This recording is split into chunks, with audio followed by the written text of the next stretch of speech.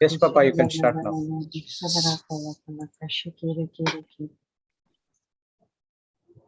So, Jocelyn had been teaching on sin consciousness and Grace consciousness. grace consciousness or God consciousness. Now, what is the definition that she gave about sin consciousness? Morning, Papa. Good morning, Jesse. Sin. Okay. Been receiving different. There is no definition. There isn't a definite one, but it says that the person is always conscious of his sin. Sin Always conscious of what is sin and mistakes. and That he's was always thinking and speaking about his problems, Okay. Sin about his conscious. mistakes. So when a person is all the time thinking, speaking about his mistakes that he has done and mistakes that he is anticipating that he is going to do in the future. So his mind is actually captivated by Sin conscious. sin conscious, means his time. mind is full of Sin. mistakes Mistakes. that he has done, because of which he is guilty, and because of which he is judging himself and condemning himself. Is that right? Hmm. She didn't give you a definition. No. Not a definite one, like like we are told to make notes. But what she said, I just wrote down. Do you Okay, have just one, tell me. Papa? If you have one, maybe you can give us. Because No, I'll give you, but can you tell me what she's given you? Okay, sin consciousness. A sin conscious person is constantly reminding himself of his wrongdoing. Correct, his mistakes. Then The person lives with a performance-based mentality. okay, The person is law conscious, attempts to do dead works, totally dependent on his own ability instead of trusting in God's ability. Sin consciousness leads a person to captivity.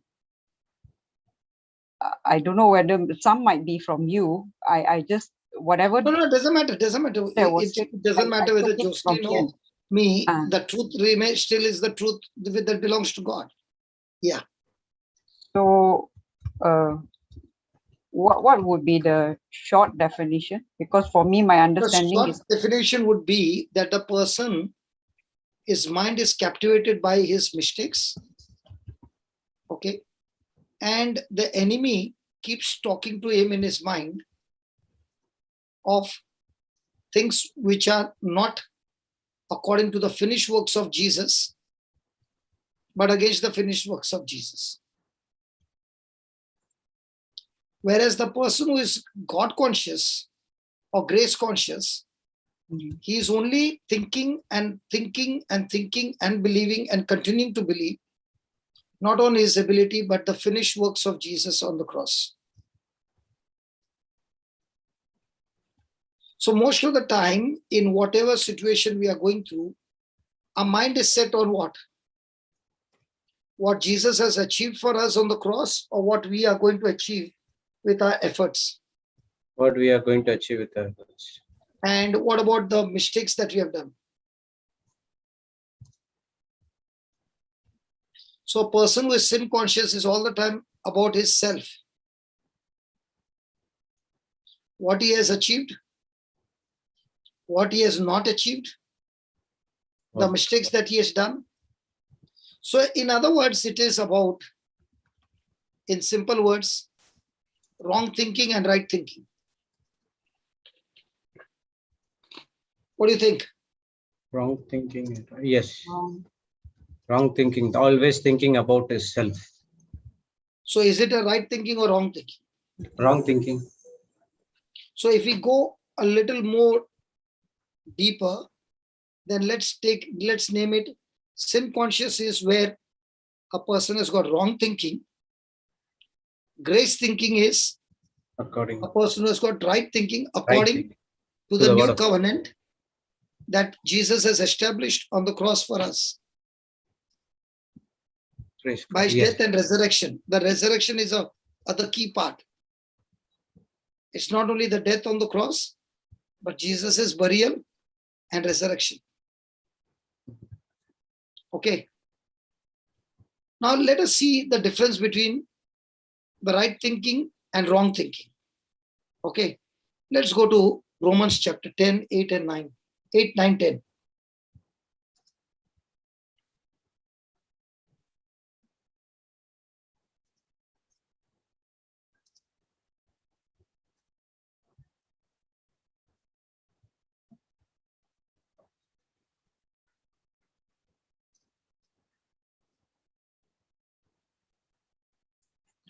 But what said it? Hmm. The word is nigh thee, Naidi means near you. near thee. Yeah. The word is near you. Near you, even in your mouth and in your heart. That is the word of faith which we preach. Then 9. That if thou shalt confess with thy mouth that the Lord Jesus, and shalt believe in thine heart, and that God has raised him from the dead, thou shalt be saved. For with the heart man believeth unto righteousness, and with the mouth confession is made unto salvation. Praise God. Now, in this, what we just read, the word is near you. It is in your heart. It is in your mouth. First in your mouth and in your heart. And that is the word of faith. And Yes. how do we practice the system in the kingdom of God? It is by confessing with your mouth and believing in your heart.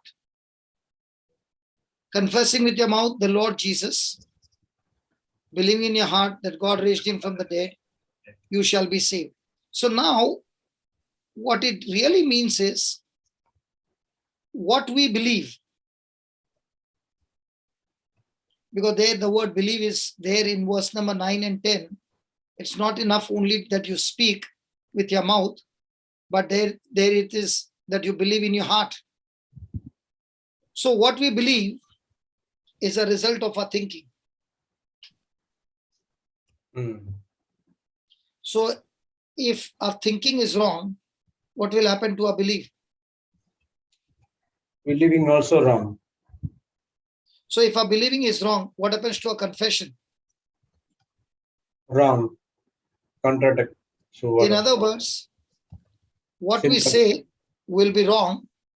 And just as the door has hinges and the whole door is standing on those hinges, the door can be opened, the door can be closed, right? Yes. So now our future is on the hinges of our thinking. Future. Yes. Just Because if our thinking goes wrong, everything goes wrong. then our believing goes wrong. Our believing goes wrong. Our confession goes wrong. Action Our goes wrong. confession goes wrong. Our future goes wrong. So God has worked out a system that he has given us, his word, that is written word, to help us to have the right way of thinking. So when a person is taking the word of God to help him to think right, okay? So if the person is picking up the word of God from the new covenant, what Jesus did on the cross, so his thinking will align with what he has picked up, and that will straighten his right thinking. But a person is picking up the written word from the old covenant. For example, I will visit, the ancestral curse will go on for 4 generations in the old covenant. So when a person takes that word and starts thinking about it, he begins to come to a conclusion that there has to be some curse in my ancestors, which is going on for the 4th generation. Are you following? Yes. But then he has got those thinking, might be for years. But then he comes to Galatians 3:13 and he reads over there that Christ has redeemed us from every curse of the law.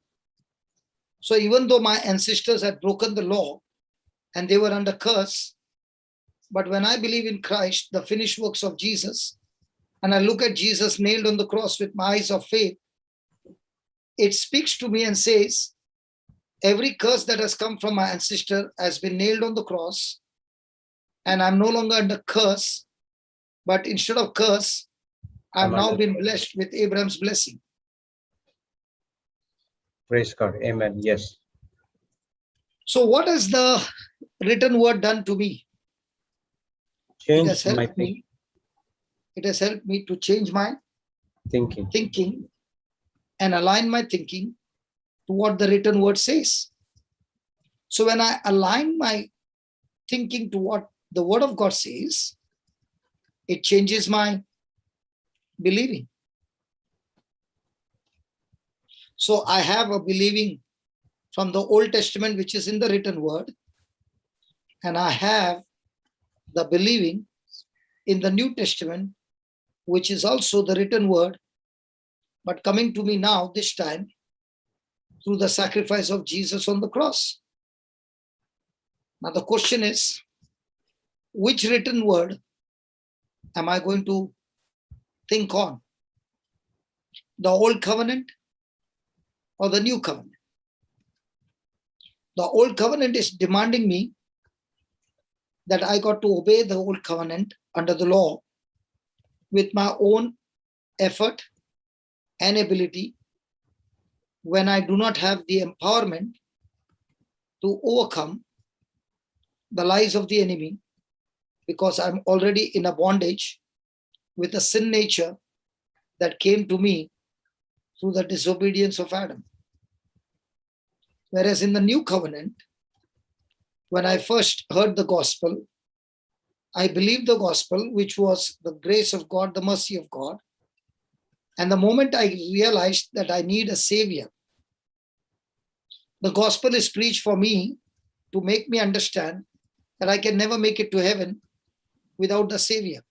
No matter how much effort I put, I'll never be able to pass. So I need a savior, otherwise I'm in a miserable state. So once I realize I need a savior, now he says, I can receive the savior by putting in my faith, by believing in what Jesus did for me on the cross. So the moment I align my thinking to what the word of God says, that agreement of thinking helps me to believe right. And what I'm believing right, I'm opening my mouth and confessing right. And now when I'm confessing right, praise God, it is activating the whole of spiritual realm for me, and it cancels the curse and blesses me with Abraham's blessing. Just put that Galatians 3:13 and 14. Let's have a practical look at it, and then we will understand how I can change myself from being sin conscious to grace conscious. Put that Galatians 3:13. Christ has redeemed us from the curse of the law, being made a curse for us. Pause. Now, when I read this verse, Christ has redeemed me, it says that Christ has ransomed me. He has paid the price and purchased me back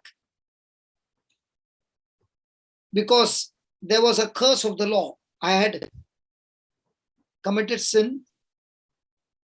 I had been guilty. And after knowing the law, I still willfully disobeyed God. That was transgression.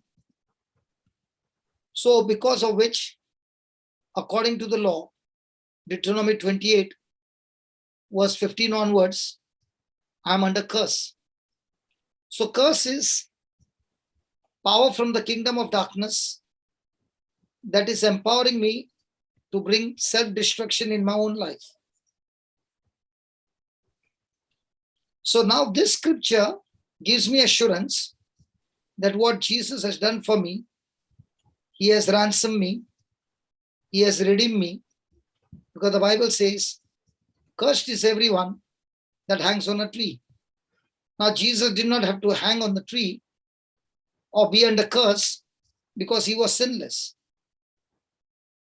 But he got cursed because of me. So now that I believe and change my thinking from being sin conscious to now focusing on grace conscious, because through Jesus came grace and truth. So the truth says, I have been redeemed. The truth goes further and says that the blessings of Abraham might come on the Gentiles, not through their good works, but through Jesus Christ, that we might receive what?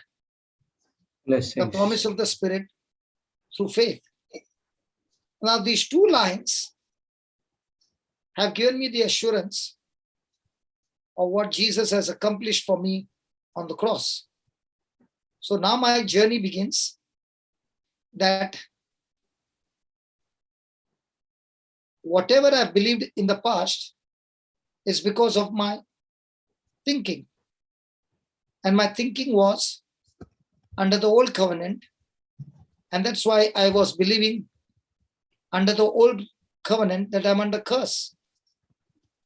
And because of my believing being wrong, my confession was all the time, there's an ancestor curse on my life and on my family.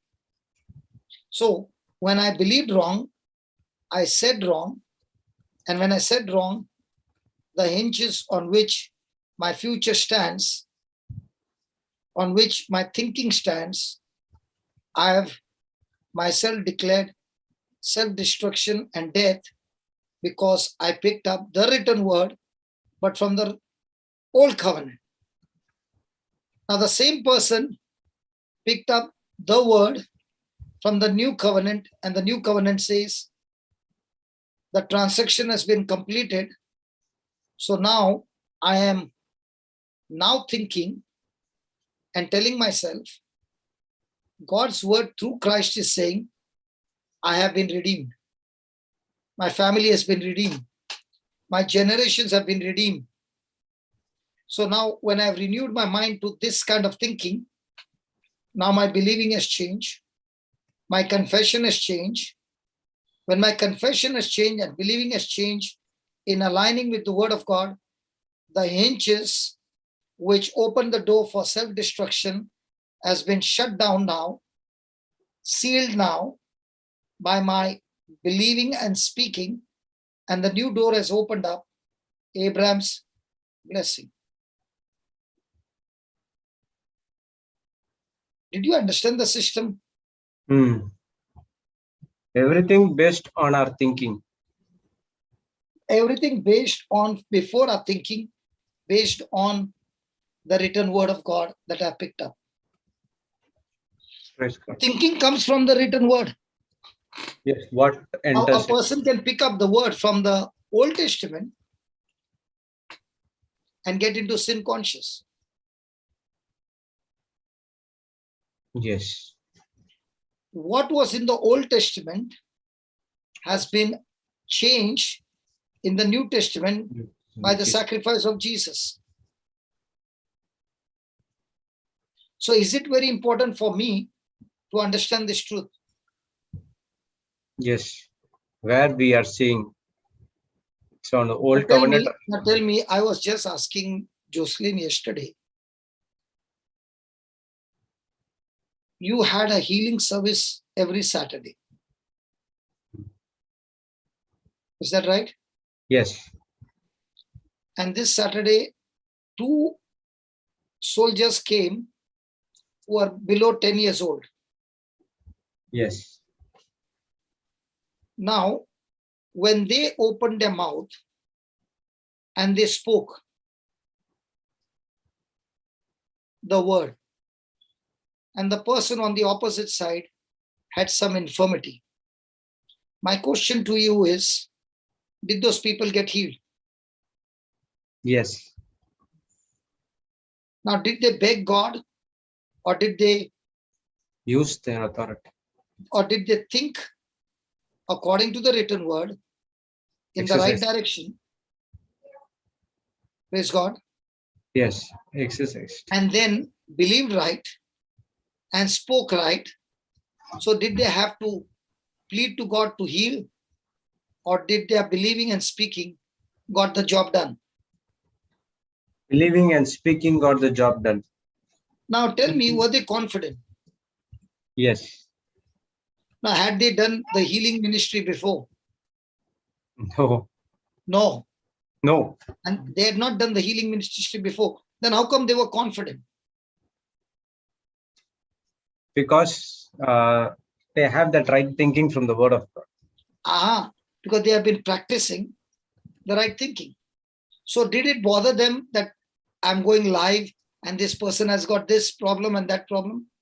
Not at all. They opened their mouth and they spoke the word. They only understood the system right and they spoke the system right. Now what happens to we who are grown up? We just think, initially I also think whether it will work for me. So where do you find more confidence, the elders or the youngsters? Youngsters. Because we elders have got too much of religion inside of us. Yes. We have not yet renewed our mind. We have not yet changed our thinking. We still have the old set of thinking. And that old set of thinking is putting a block. And you know what I told Jocelyn? From next week, I want all the children to come in and all the elders will be keeping quiet on the panel and give them the power, give them the opportunity to kill all those sickness and disease that are coming in. Praise God. Yes, Papa, that's right. And if the children are able to achieve it, what about the elders? Definitely, they also will do.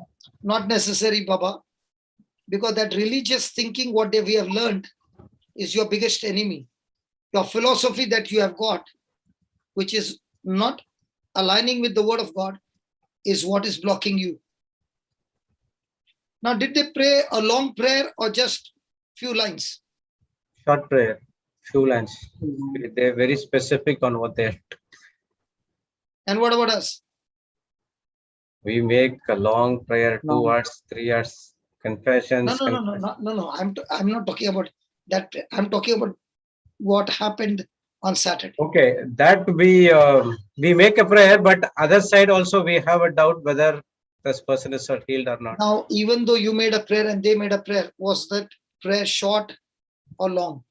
It was short. And what about our prayer? Long. Did Aliston make any prayer? Aliston, yes.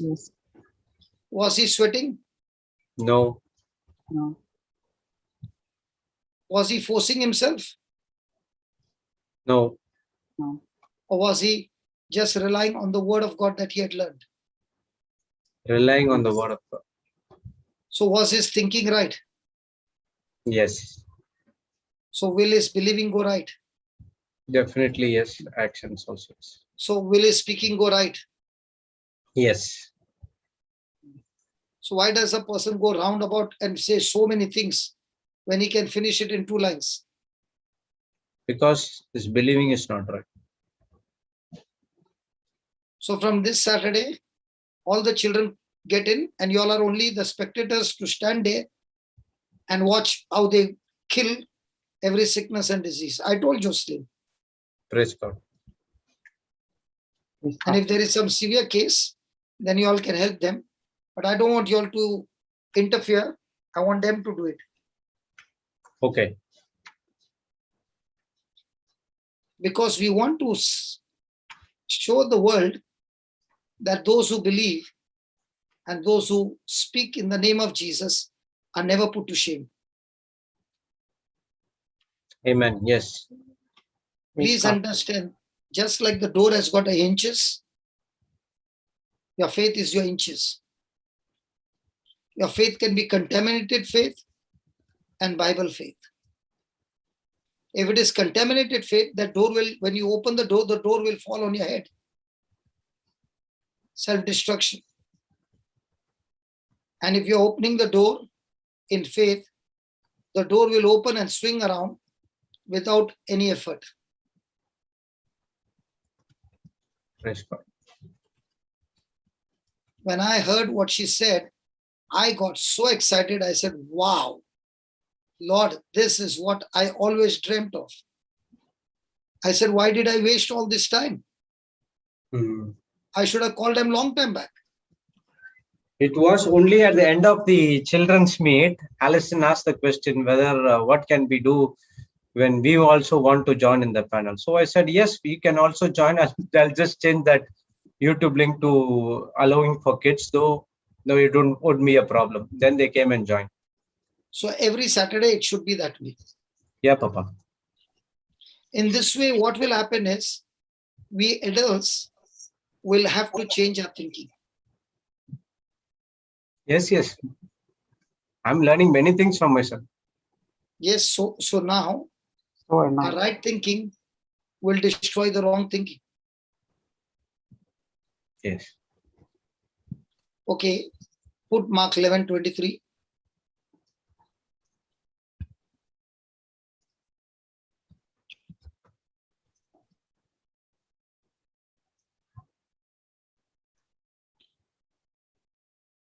For verily I say unto you, that whosoever shall say unto this mountain, be thou removed, and be thou cast into the sea, and shall not doubt in his heart, but shall believe that those things which he said shall come to pass, he shall have whatsoever he says. Now, in that one scripture, how many times the word say is there? Say and said. Count.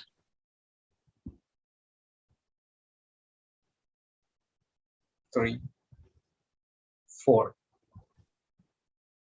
How many times? 1, 2,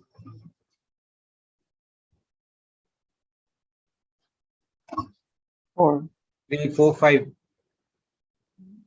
5. 5. 5? 5? 5, 6. No, 5, 5, 6? 5. 5, 5, 5. Show me wow, there are 5. Show me. Here 1. I never found 5. 1, 2. Say it 5. Show me how where it is 5. 3, 4. Okay, 4. 4 times. 4 times, sorry. How many times it is believed? Only once. So most of the time, what are we talking about?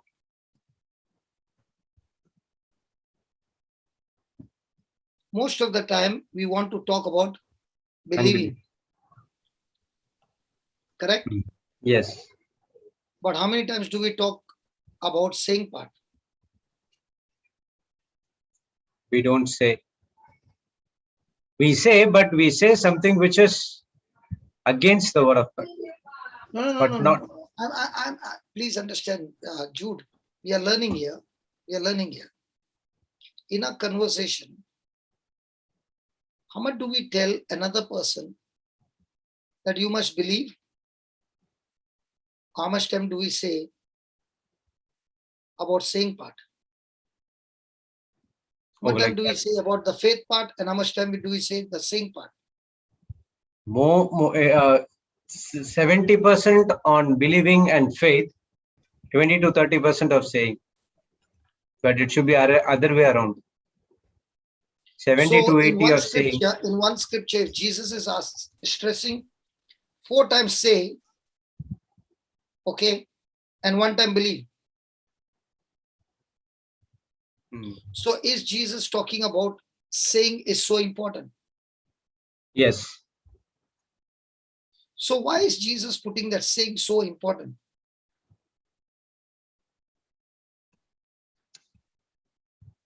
Because the whole of the spiritual world, spiritual law, gets activated by saying. Saying, yes. Okay. Now, if your thinking is right, then your saying will be right. Yes.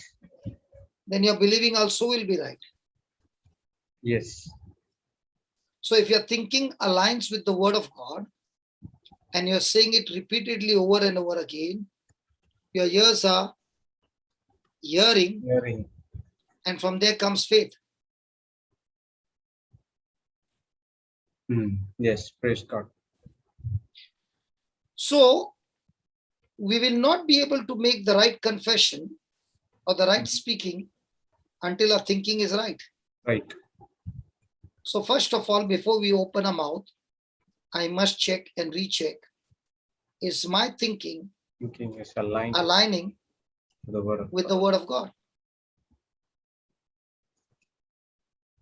And if my thinking is not aligning with the word of God, then I cannot believe the word of God.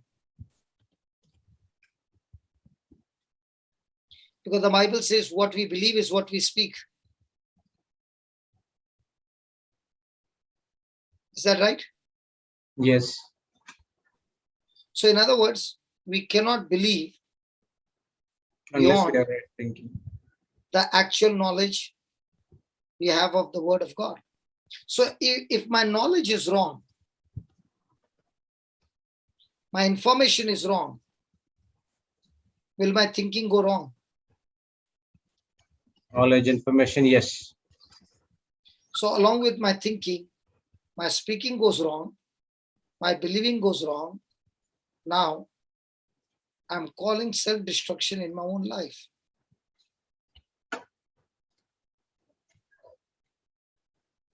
And that is why Jesus in one scripture is speaking.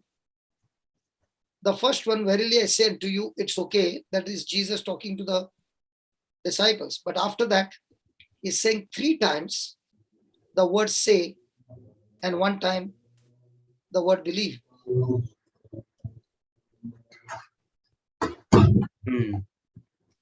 So when people have not realized the importance of this system,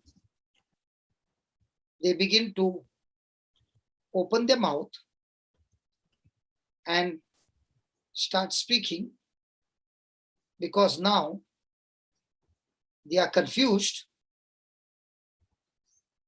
They are confused with what? With what they have been taught. So for them, it does not make a difference whether my thinking is right or wrong. I must be praying. Because when I pray, is very important. It does not matter whether my prayer aligns with the word of God or not. But when I pray, my prayer will go to God and God will do something for me. That is a very powerful lie of the devil. Yes. Praise God.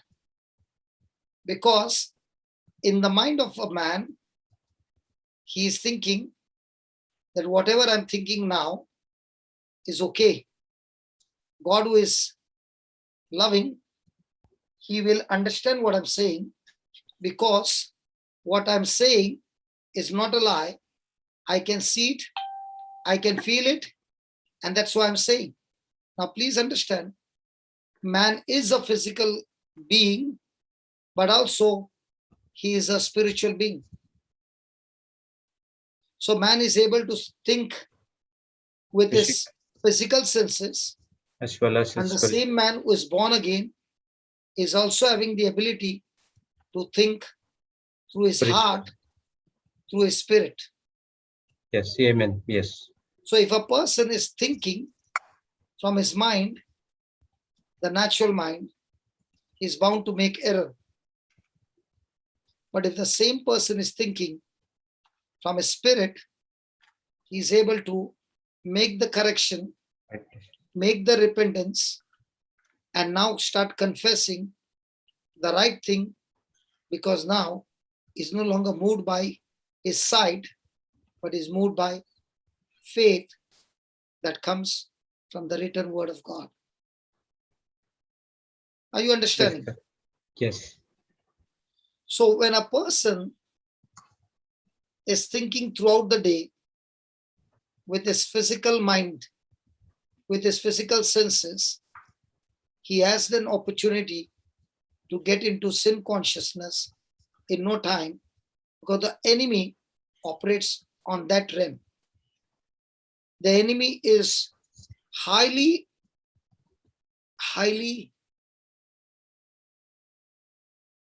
expert, or he's a champion of the champion in the physical realm. But the enemy Satan has absolutely no standing in the spiritual realm if the person takes the battle from the physical to the spiritual, where he's relying on the written word of God, but from the new covenant and not from the old covenant. Are you understanding?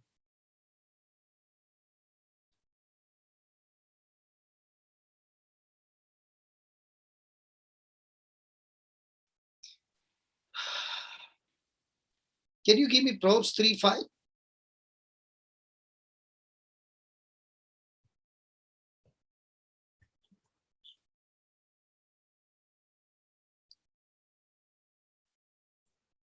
Sorry, my son came. I just took him outside. No problem. Proverbs Proverbs 3:5. Is this topic interesting? Yes. Yes. Trust in the Lord with all thine heart, and lean not unto thine own understanding. Give me the AMPC.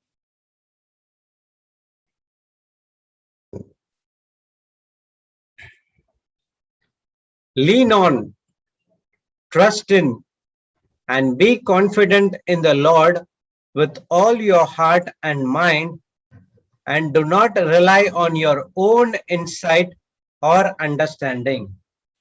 And TPT won't be there, right? TPT might be, it's there. Trust in the Lord completely and do not rely on your own opinions. With all your heart, rely on Him to guide you, and He will lead you in every decision you make. Okay, let's go back to the King James, simple. And let's study that. Yeah. Trust in the Lord with all thine heart, and lean not unto thine own understanding. So there is two things. Leaning on or trusting in the heart, one thing, and leaning on your own understanding is on the other side. Now they both are opposite side. Yes. So trusting is on one side, leaning on your own understanding is on the opposite side. So trusting in the Lord is on the faith side. Leaning on your own understanding is your mind that is relying on your five senses.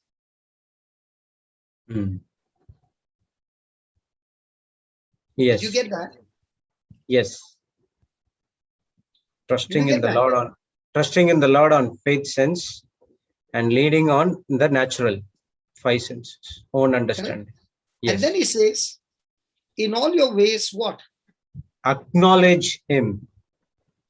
Acknowledge him means your five senses are telling you and giving you information, and the written word of God is giving you information. So your five senses are giving you information, which is creating emotions and thinking from the outside inside. Yes. Outside, inside. And there is also a thinking that is produced Inside, by outside. the written word of God in your heart, which is producing thinking and emotions from inside.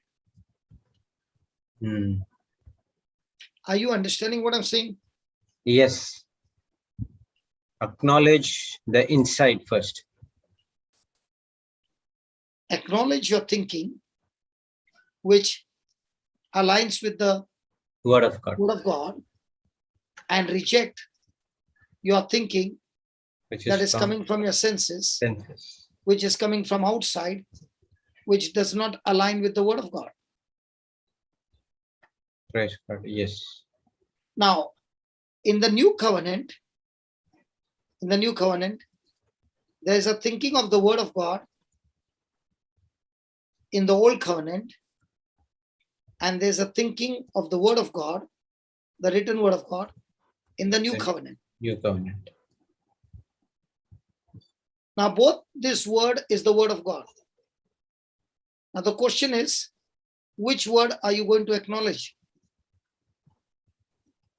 New covenant word. So when you are acknowledging the new covenant, what does he promise you? It's done already. Now look at the scripture.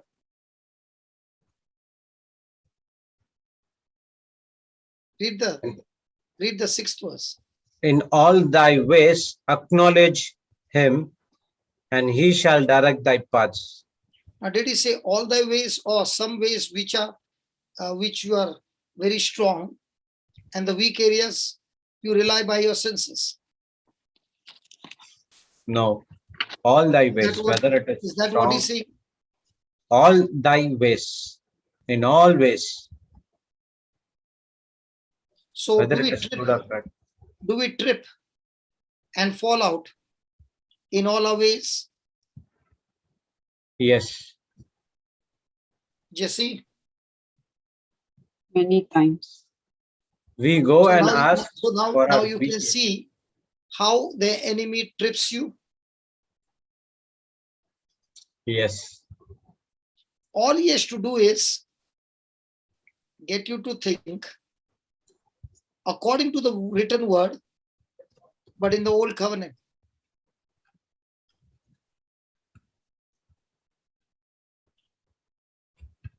It is not that the old covenant is wrong, but what was given in the old covenant has been completed by Jesus in the new covenant.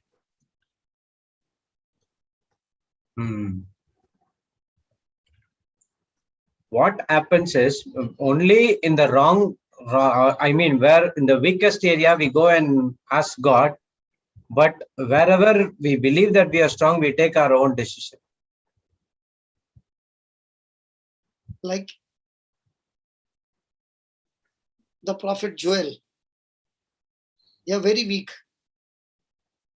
And God tells Joel, beat the plowshares and the pruning hooks into spears and sword. And now hold that weapon in your hand, open your mouth, and say you are strong.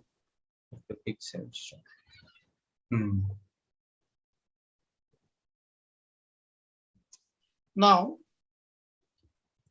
is the person willing to say when he can feel the weakness that he's strong? Feel the weakness. If he feels the weakness, then how can he strong? He has to shift his focus from weakness to God's finished So works. now is he needing to acknowledge Yes. what the Lord said or what the actual fact is going on in his life? He has to acknowledge what the word says, God said. And only those who change their thinking to what God said in his word, that right thinking is giving them now the ability to believe the right thing. Praise God. And Yes. believing the right thing is now helping them to speak the right thing. And when you're believing and speaking is the right thing, now your decision is the right thing. And now the Lord will direct your path and lead you to victory. Praise God. So is Yes. there a battle between the heart and mind in verse number 3? In verse number 5? 5, yes. Spiritual versus physical. So do we all go through that? Yes. Yes. So if a person is believing the spiritual truth, then he will acknowledge the spiritual truth in all his ways and with confidence reject the facts, the physical facts, and go with the truths that comes from his spirit. Praise God. Now, the Lord has given you assurance. He will not only direct your path, he will take you into the journey of the supernatural. Amen. Praise God. So is it a fluke game or is it a practice of your skills? Practice of your skills. There's no luck or fluke in the word of God. Always practice. Okay, let's take another example. Are you enjoying now between the Yes, sin yes. conscious and God conscious by grace? Yes. Okay, let's take another scripture. Go to 2 Corinthians 10, 3, 4, and 5.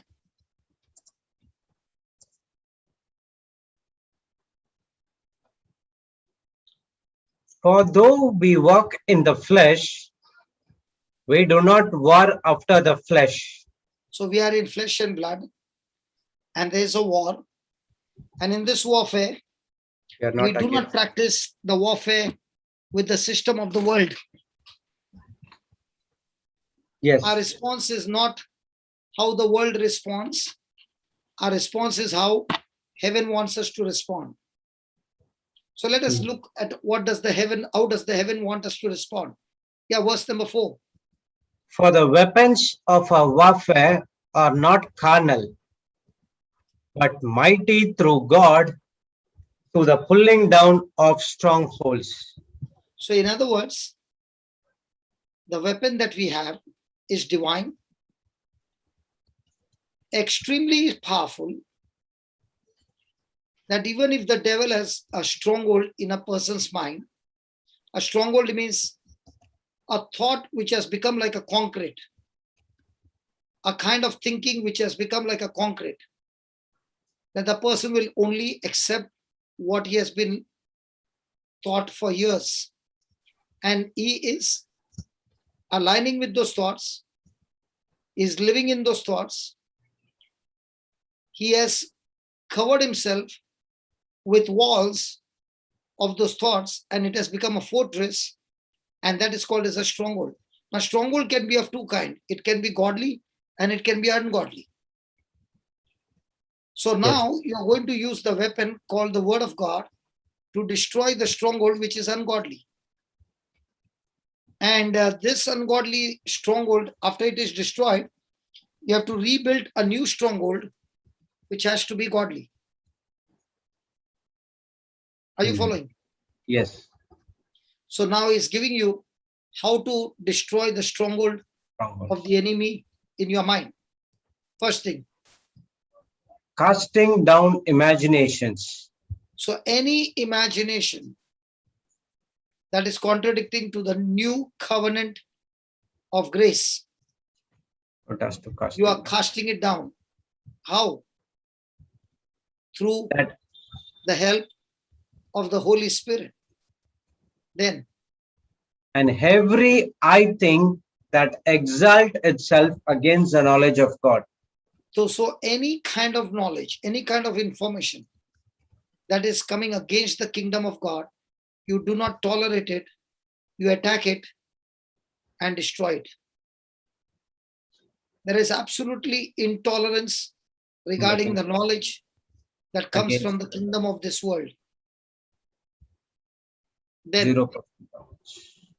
And bringing into captivity every thought to the obedience of Christ. what is every thought? Every thought, whether it is good or bad. Every thought is, what is thought? Thought is the Thought is simple thinking. thinking, yes. Whether it can So be every light. kind of thinking that does not align under grace, you are going to attack it and replace it with thinking or thoughts aligning under grace. Oh, this every thought is the thoughts which is contradicting to the word of God. Yes, yes, yes. Okay, I thought that whether it is good or bad thought, it has to come under the obedience. No, good thought is already coming under obedience. Under obedience, yeah, okay. So every thought you are taking, every thought, and seeing to it that it aligns with the word of God. Any thought that is not aligning with the word of God, you attack it with the word of God. Praise God. Yes, Papa. So please understand, every thought, a thought that comes from the heart, is the written word of God.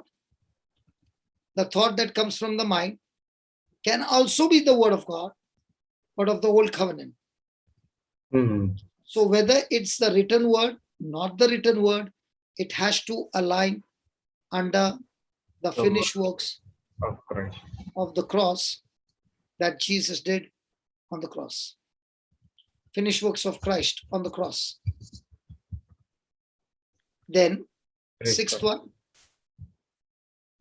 And having in a readiness to revenge all disobedience when your obedience is fulfilled. So you're all the time alert with violence. And your violence is, I will not tolerate, I will attack those thoughts that does not align with God's grace, and it's a revenge. What is a revenge? In the past, I allowed disobedience to have a hold on my life, but this time, I do not tolerate any kind of negative thought that will lead me to disobedience. Praise God. So again, over here, the Lord is showing two thoughts, one coming from the heart of a born-again Christian, which is always according to grace, and another thought coming in the mind, which can be according to the word of God, but under the old covenant, or thoughts that is not aligning with the word of God. Let's take one more example. Are you enjoying the examples? Yes. Is it making more and more clear? Yes. Yes. Let's take Romans 12, verse 2.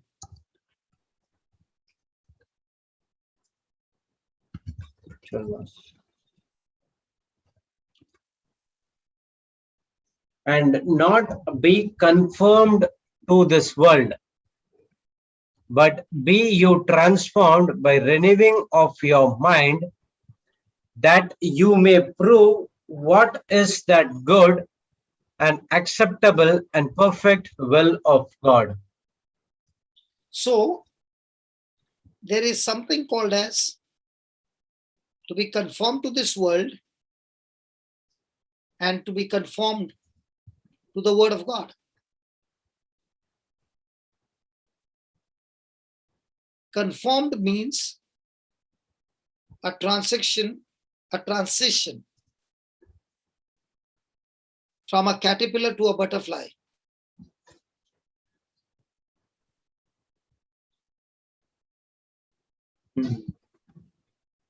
So Transform. there is the world giving you information, and there is the word of God giving you the truth of what Jesus accomplished on the cross. So the Bible clearly says, do not or be not get aligned to the This knowledge world. of this world. The world wants you to be captivated by its knowledge, because when your thinking is based on the knowledge of the world, you are bound to end up thinking wrong. Hmm. And if your thinking has gone wrong, by no way you can believe right. And that is exactly what he did in the Garden of Eden. By speaking words, he changed their thinking, contradicting to what God said. God said, don't eat the fruit. And he said, if you eat, you will surely not die and you will become like God. It not only changed their thinking, it changed the thinking of Eve, it changed the belief, it changed the action, that she took it and ate it, and now it changed the speaking, that she went and spoke to Adam what she had heard, what she believed, what she put it into action, and she spoke the same thing to Adam. Adam received the same, that And he changed his also- thinking, his believing, and he also moved into action. So what happened in the Garden of Eden is happening every day in our life.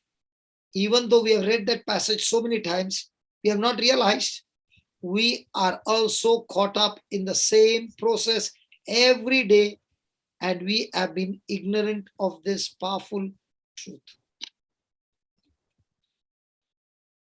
Praise And that God. is why he says, be you transformed. Let everything get changed. How? By the renewing of your what? Mind. How do you change your mind? How do you change your thinking? By focusing on that which is good. Now, what God calls good, the world calls bad. Bad. What the world calls good, God called bad. God calls bad. And that is why the word says that you may prove. Prove what? What is that good and acceptable? So what is your proof? Your proof is You have to do good.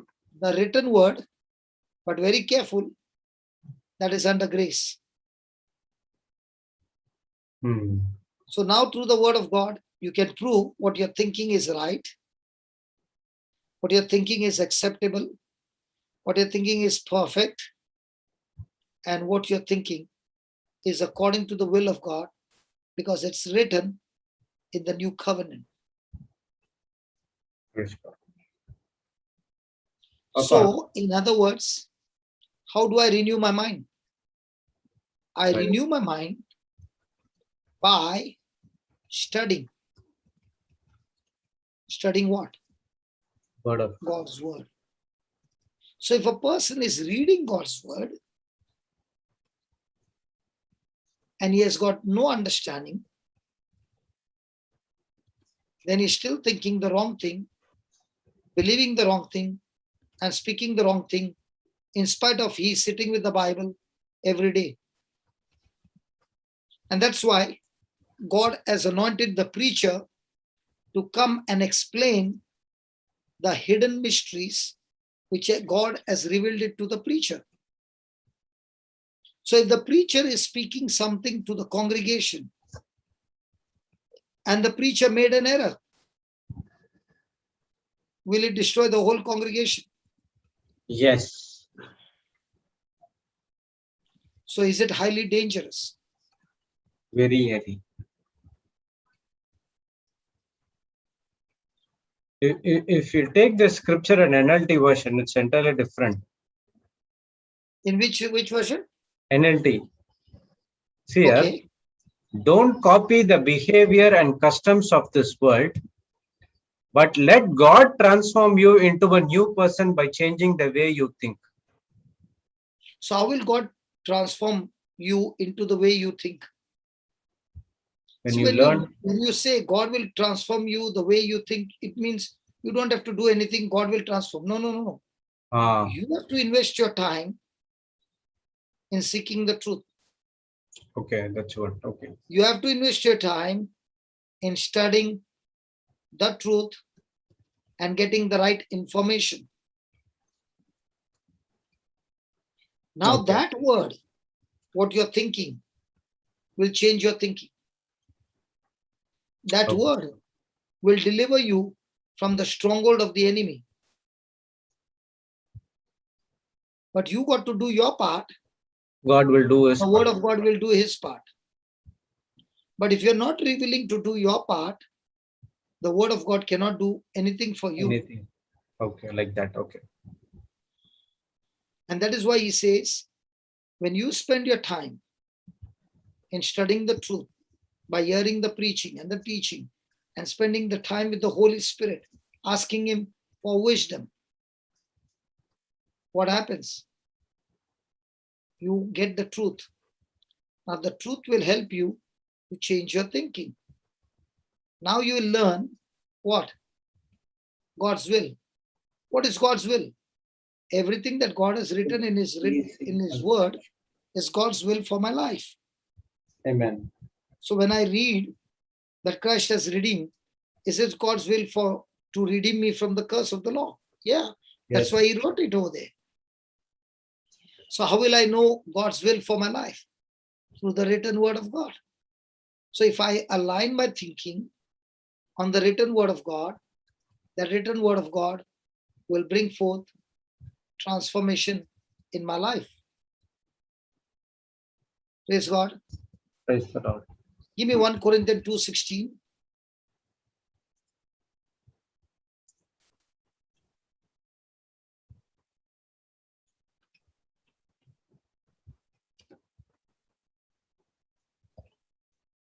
For who hath known the mind of the Lord that he may instruct him? But we have the mind of Christ. Who has known the mind of the Lord? Nobody can. And who can instruct him? Nobody can. No one. But we have what? Mind of Christ. So the Bible teaches us to have the mind of Christ. Now, how will a person have or can have the mind of Christ? He can have the mind of Christ when he is ready to study God's word, believe God's word in his heart, think on God's word, speak God's word, and act upon that word which he has planted in his heart, which is the finished works of Jesus on the cross. So let me show you practically how one can do that. Hello? Yes, mind of Christ. How can we do that? Go to Philippians chapter 4, verse 6.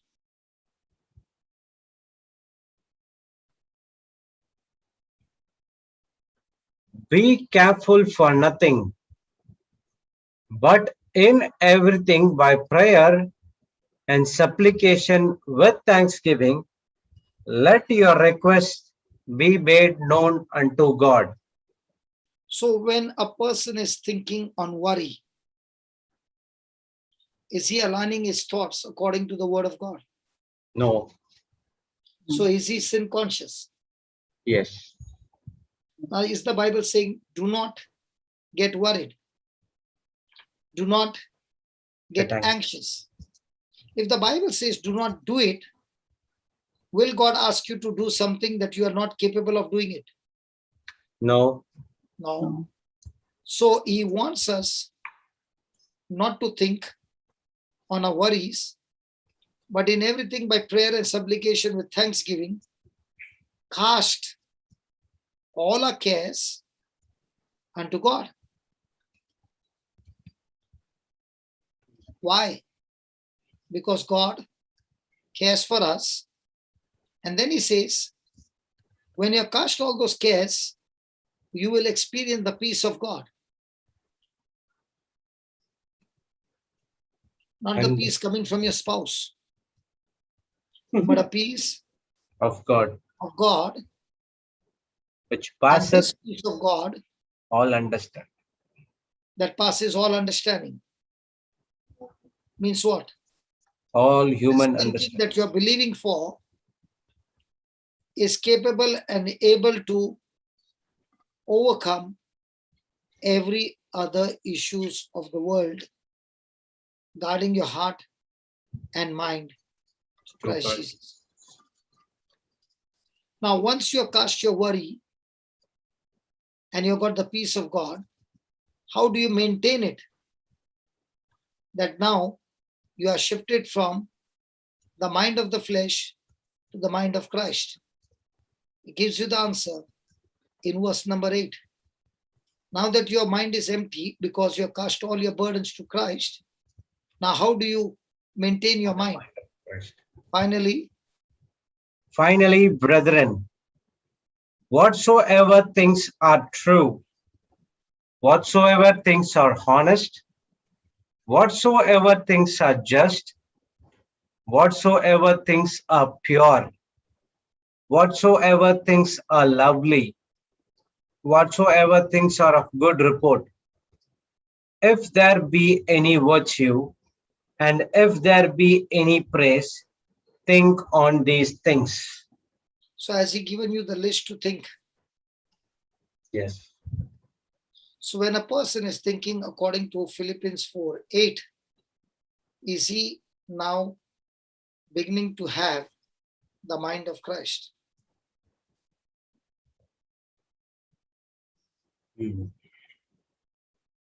Praise God. Is he strengthening his mind of Christ? Yes. Now, this mind of Christ is not the mind of the senses. This mind of Christ is the mind of the heart, the mind of the spirit. How does he get this mind active? 4, By 6, following verse number 6, 6, 7, and 8. 8. So So first when he has to practice 6 and 7 by casting all his cares. And 8, when he keeps obeying the verse 8, thinking on those things, he now finds that his eyes of his understanding, his mind of the heart is getting stronger and stronger. And now the God of he's peace, operating on the mind of the spirit and not the mind of the flesh.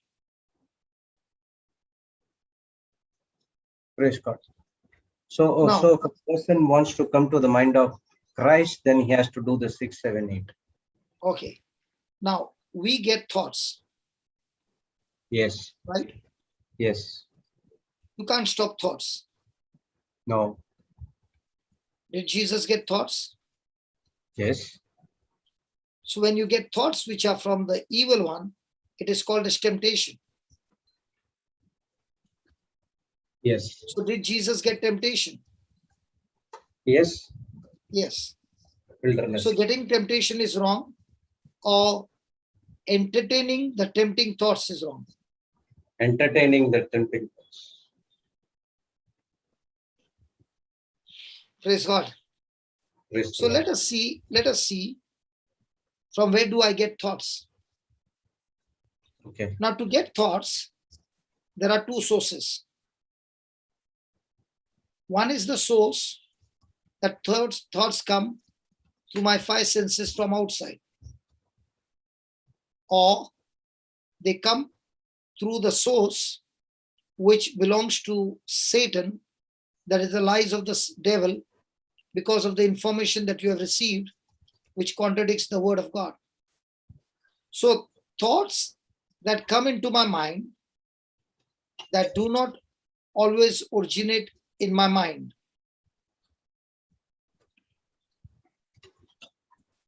The devil puts many thoughts in my mind from outside ourselves. That is one source. Okay. Then there is a thought that comes from God, and it comes from within us, that is through our spirit.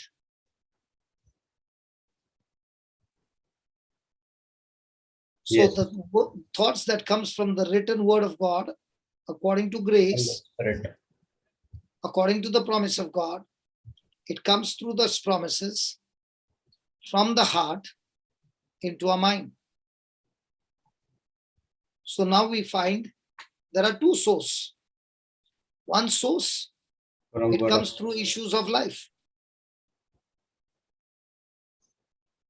It comes from the world. It comes from outside.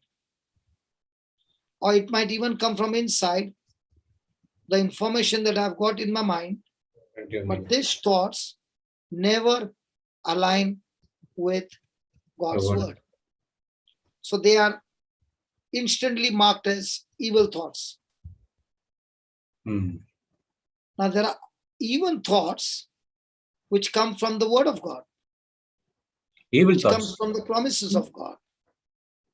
Now these are originated from God, but these thoughts align according to the anointing of grace, the finished works of Jesus. So you see, there are two sources. Now, as a person stays in close relationship, in close fellowship, in close intimacy with the Lord, how? By studying the word, by listening to his teachings, preaching, by prayer, by meditating on his word, by training himself on the teachings, the truths. He is learning to distinguish now through the written word of God, through the truths, the source of his thoughts. So naturally now he understands the difference between evil thoughts and God kind of thoughts. Evil thoughts, they come from devil, they never align with God's written word. God's thought always aligns with the written word of God, and God, who is love, praise God, he loves us and continues to love us, and he thinks no evil, he hears no evil, he sees no evil. Now these kinds of thoughts, where his thinking is no evil, where his hearing is no evil, where his seeing is no evil, these kinds of thoughts come from God.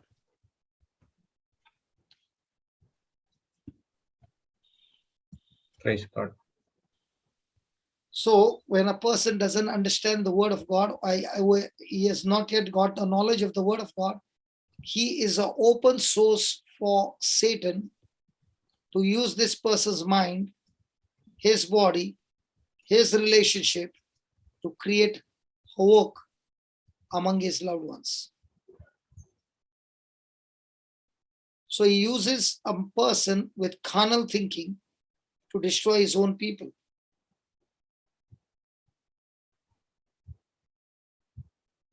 Carnal thinking to destroy his own people. Yes. But when the same person is now on spiritual thinking, he is a blessing to his people, because his very presence, his very prayer, his very faith is destroying the kingdom of darkness. Join hands with the forces. Praise God. Yes. So when the scripture speaks about believing, many people think that they do believe. But what they don't understand is they surely do believe in their mind, But but not not in in the their heart. How do you know? Because they are full of worry. They are Okay. full of So, anxiety. They are full of unrest. It is a proof that this person is still on sin conscious and not not on on grace God conscious. conscious. And therefore, the person is all the time confused. The person is all the time under pressure, and the person doesn't know what to do. Hmm. So when a person So is now, believing, when the same person goes for the retreat and spends, say, 10 days for the retreat, 10 days is bombarded with the knowledge of the truth continuously. And that information and that bombardment of the truth, backed up with the anointing of the Holy Spirit, begins to destroy the stronghold of the enemy, because now that person is willfully making decisions to reject the knowledge that he had, that it is error, and now replace it with the true knowledge of grace that comes through Jesus Christ. Now, this person has changed his thinking. Now he can not only understand the negative side, praise God, but now he can also understand the positive side. And understanding the positive side is what is the most important part in that person's life. praise God. Praise God. Praise the Lord. Praise God. So I'm going to take a break now. Yes. And now let us have some discussion with what we learned. Where are your people who come on the panel? No one could be seen. Or they see on the YouTube, the moment I leave, they all jump into the panel.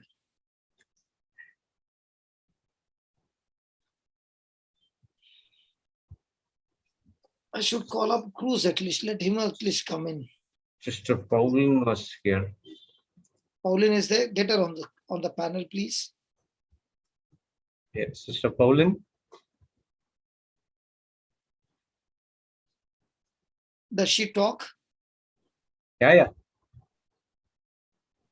Good. You got Cruz number? Yes. Just see whether he can come in.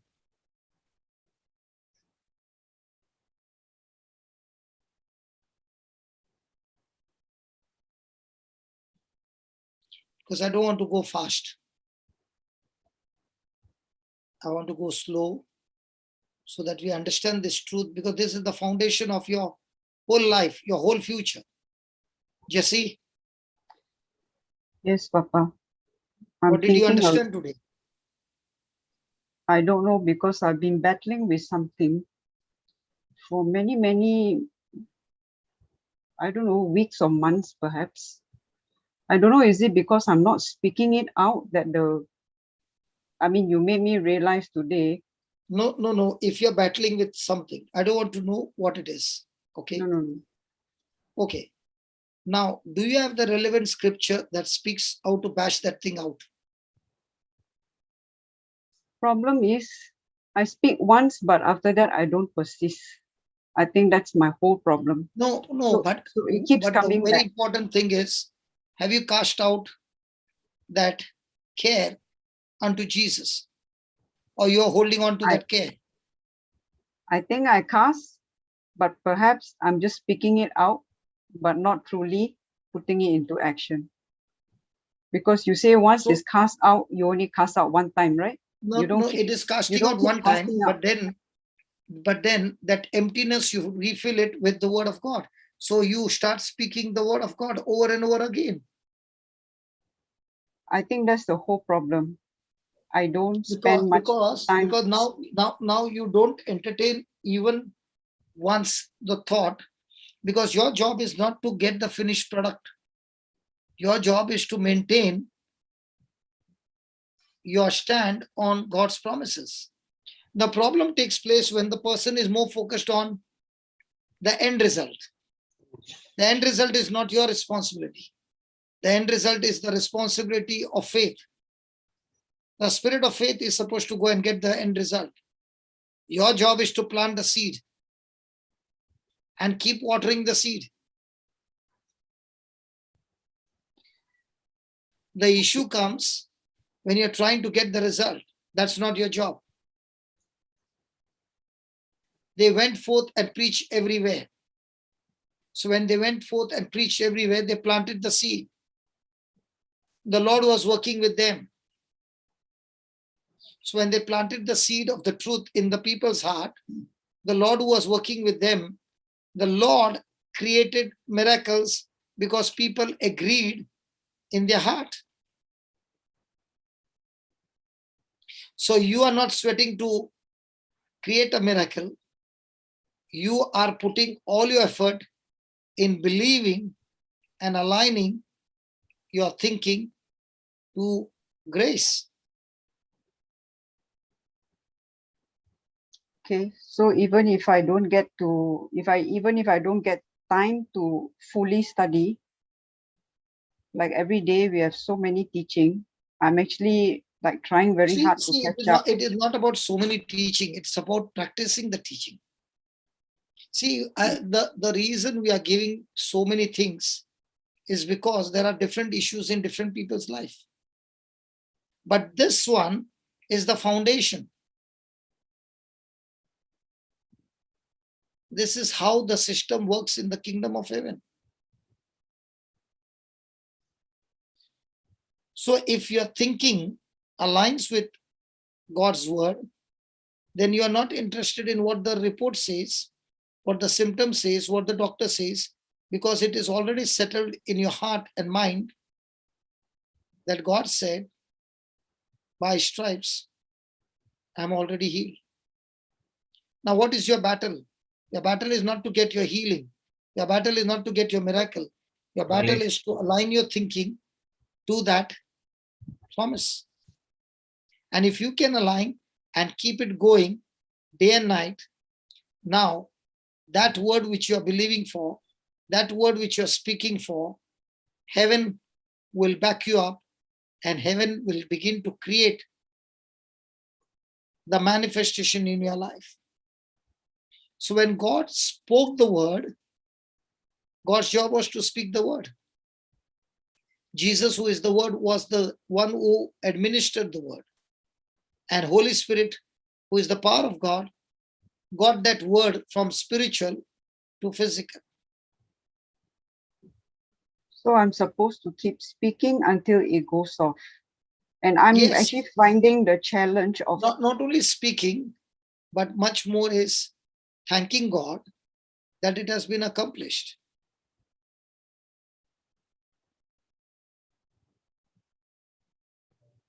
So even if the worry keep coming back, I keep thanking God.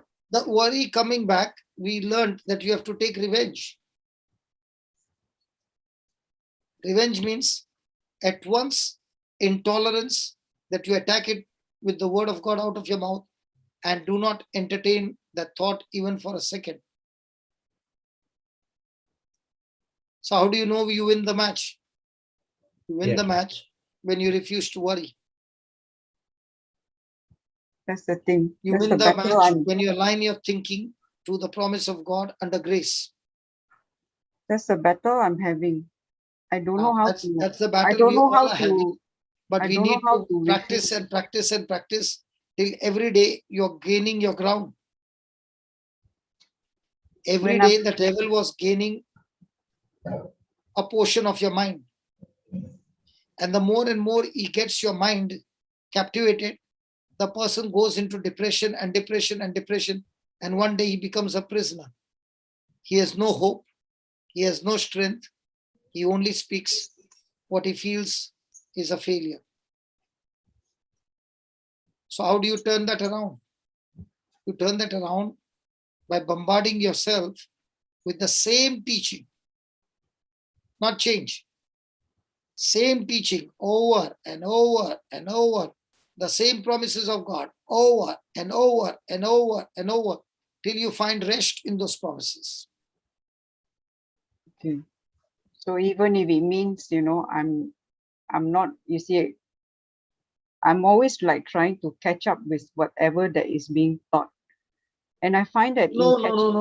I Then don't what happens is you are trying to catch up with what is taught, okay? But what you learned in 1 week back, you have forgotten. It is precisely. better to remember 10 scriptures than learn 100 scriptures and remember nothing.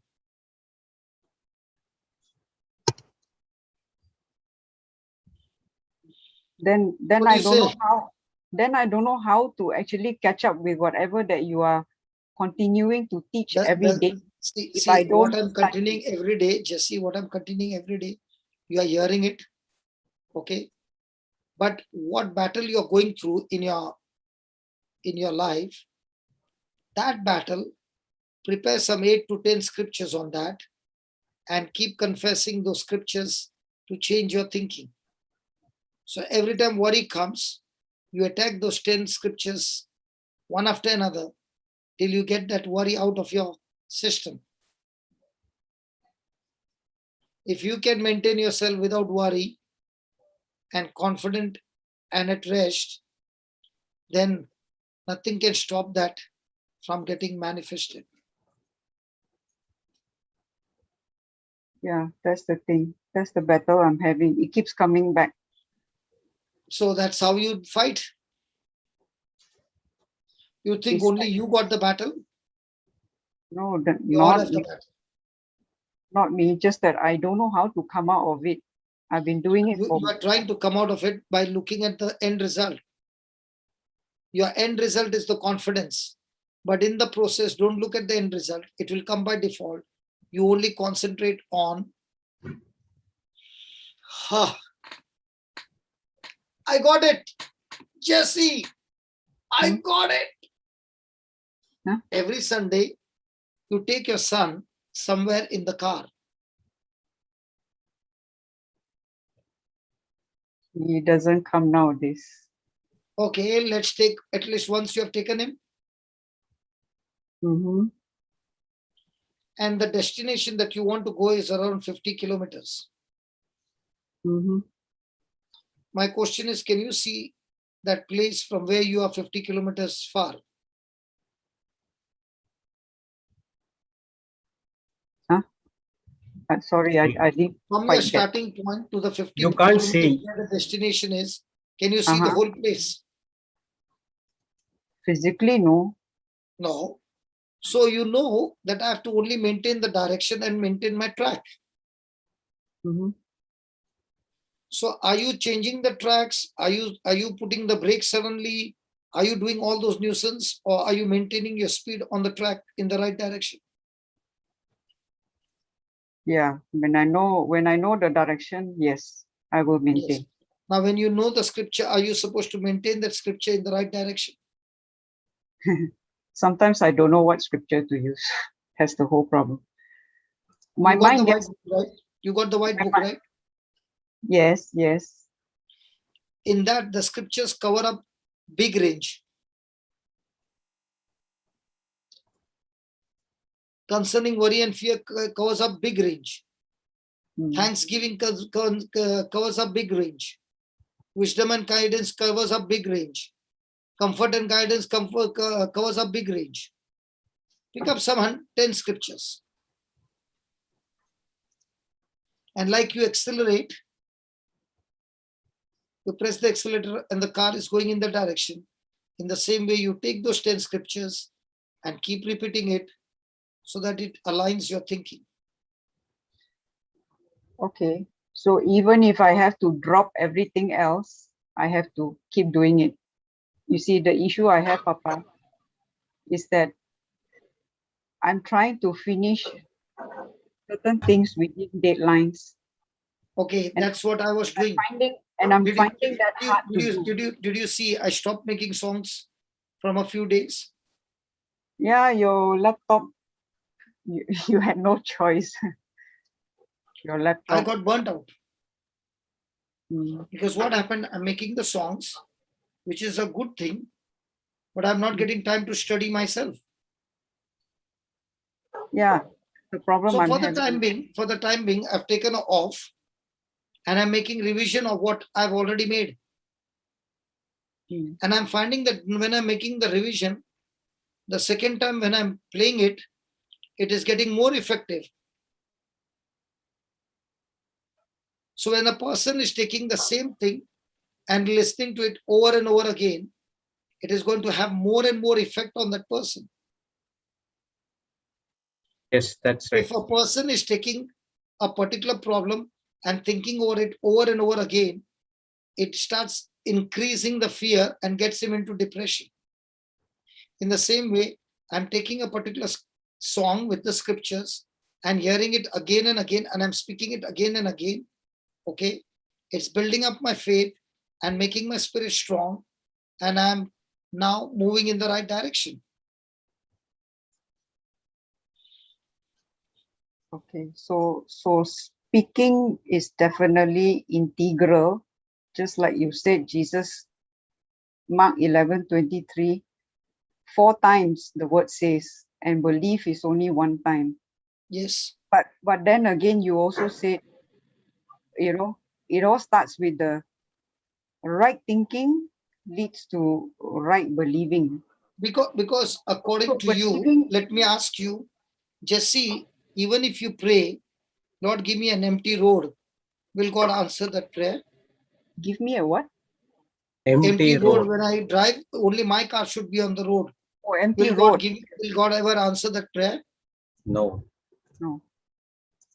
So even if there is a traffic, still are you able to navigate your car without touching the other car and reaching your destination? Yeah. The same it is with the person who is driving by faith and not by senses. I didn't get that. Just because the truck is passing by your side, do you put a brake and do you change the track because you're scared of a truck? Or you're maintaining your track? Maintaining the track. So if you're stuck to your track and you're going at a right speed, will you still reach your destination? Yes. When there is a traffic jam, do you bang the car in front because you're frustrated? Or you wait in patience? Wait. Does that mean when you're waiting, you did not reach home? No. You will eventually reach home. In the same way, you take that example of how you drive a car, in the same way, you drive your right thinking. Right. Every time you are giving entertainment to your wrong thinking, you are actually rubbing your car or scratching your car against the next car. Mm. Do you like to dash the other car? No.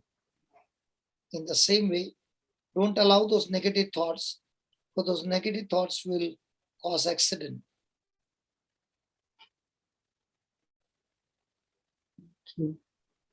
Thank you. So if Thank you you. can teach yourself and train yourself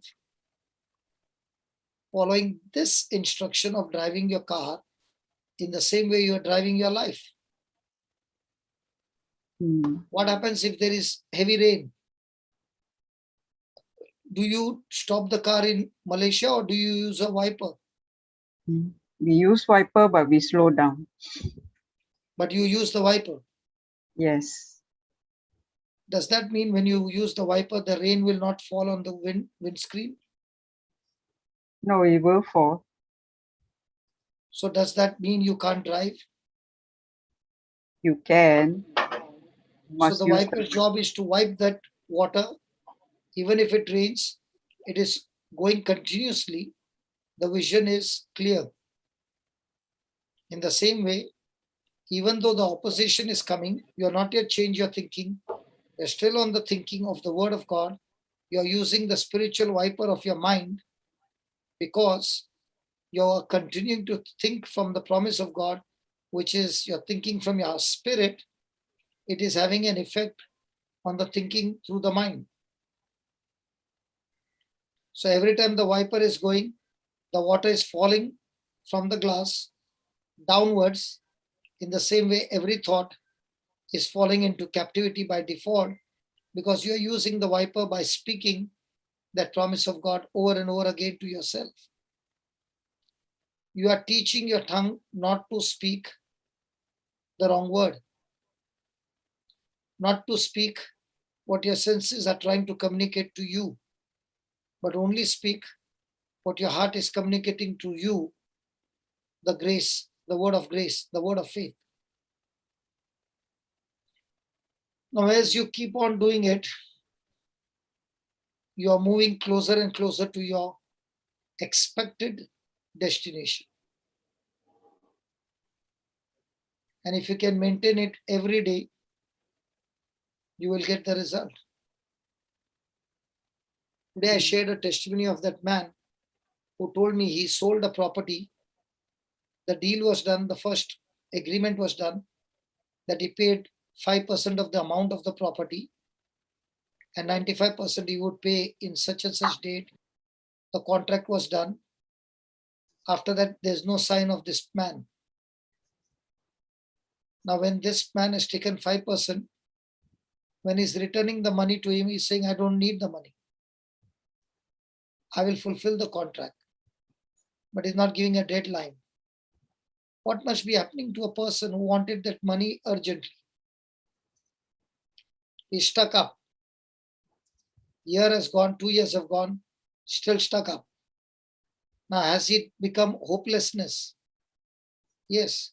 Can he sell the property to somebody who can pay him right away? No. He still got stuck. So he began to come. He came to me and he said, what do I do? I said, simple.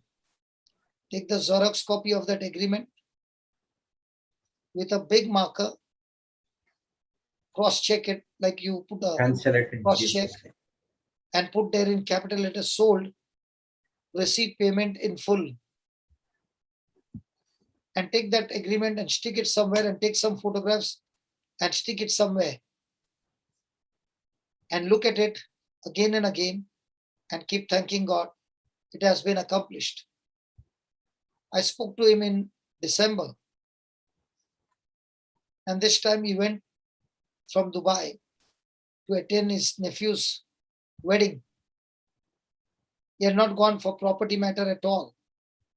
But when he reached there and the wedding was over, the next day the man called up and said, I've got all the demand draft, everything ready. Can you come down to India? And he said, I'm in India. He said, can we finish the agreement today itself? I've got all the bank demand draft, everything. And they finished the transaction, completed. And the next day he flew back to Dubai. Praise Now, God. when he was speaking those promises from December to April, was the Lord creating a highway for him? Yes. Did he know that when he was boarding the flight, he was boarding the flight because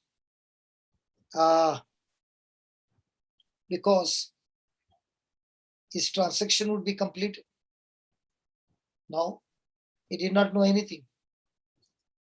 In fact, he was supposed to board the flight before, but because of some issue, he could not board the flight and he lost his ticket. So it was delayed by a day, by 3 or 4 days. So what was delayed became the right time. On that day, he did not know that delay was a blessing. Are you understanding, Jesse? Yes, sir. So he started saying, I never knew that the spiritual realm works in this way. Now I can do everything in my life by getting the word in my spirit and start teaching my mind to think aligning to the promise of God.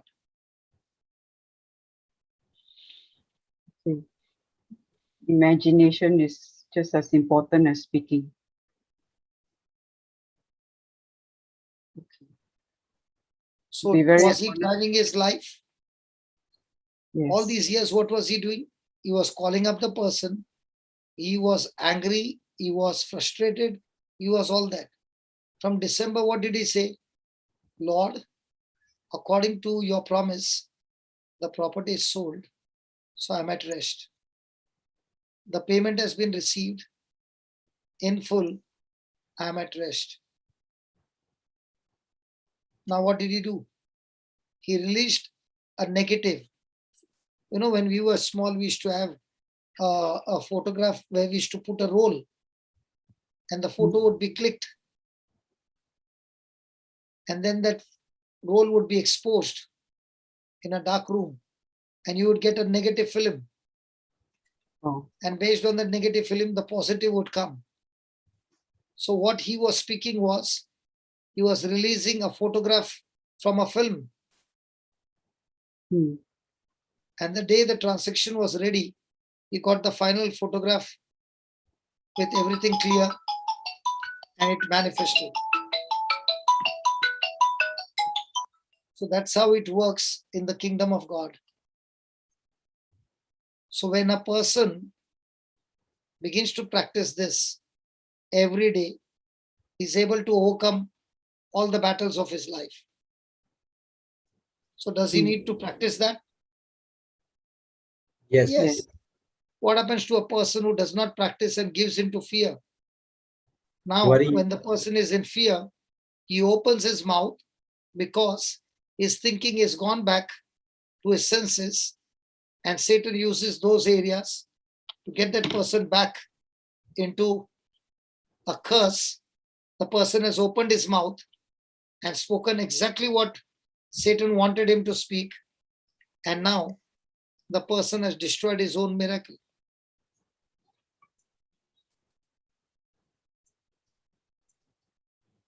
Now the person who called me, that person has seen so many great miracles that have happened. Okay? But the same person goes through battles of different kind. Now, do you know why that call has come? Better. The battle has begun and the person has started to panic and the person wants me to pray over. There are some people who, after winning so many battles, they still want, sorry to say, spoon feeding.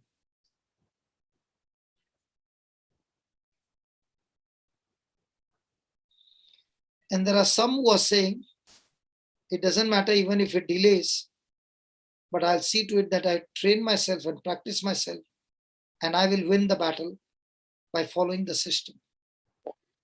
I might fall 10 times, 20 times, 30 times, no problem, but I will get up and take the test again till I pass the test. Actually speaking, a person who wants to be a champion is looking at the trouble as an opportunity to rise higher and train himself. A person who is of a victim mindset, he looks at the problem as an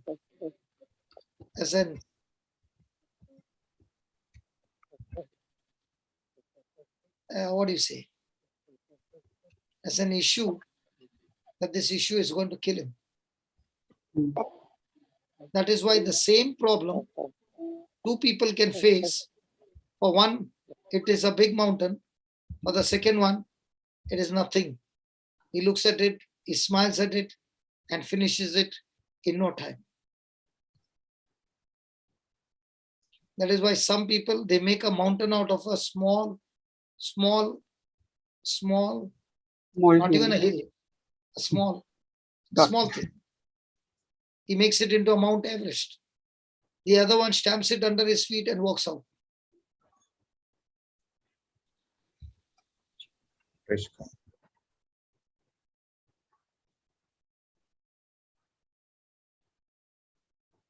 So we all can download the positive side, the negative side. But remember, I never said the negative side will not come knocking at your door. But the most important thing is when a person is focused on the positive side, the result is mind-blowing. And each one has to teach himself to practice it. It doesn't come by default. It is not automatic that somebody prays over and it happens. You have to teach, train, and train, and train till you succeed.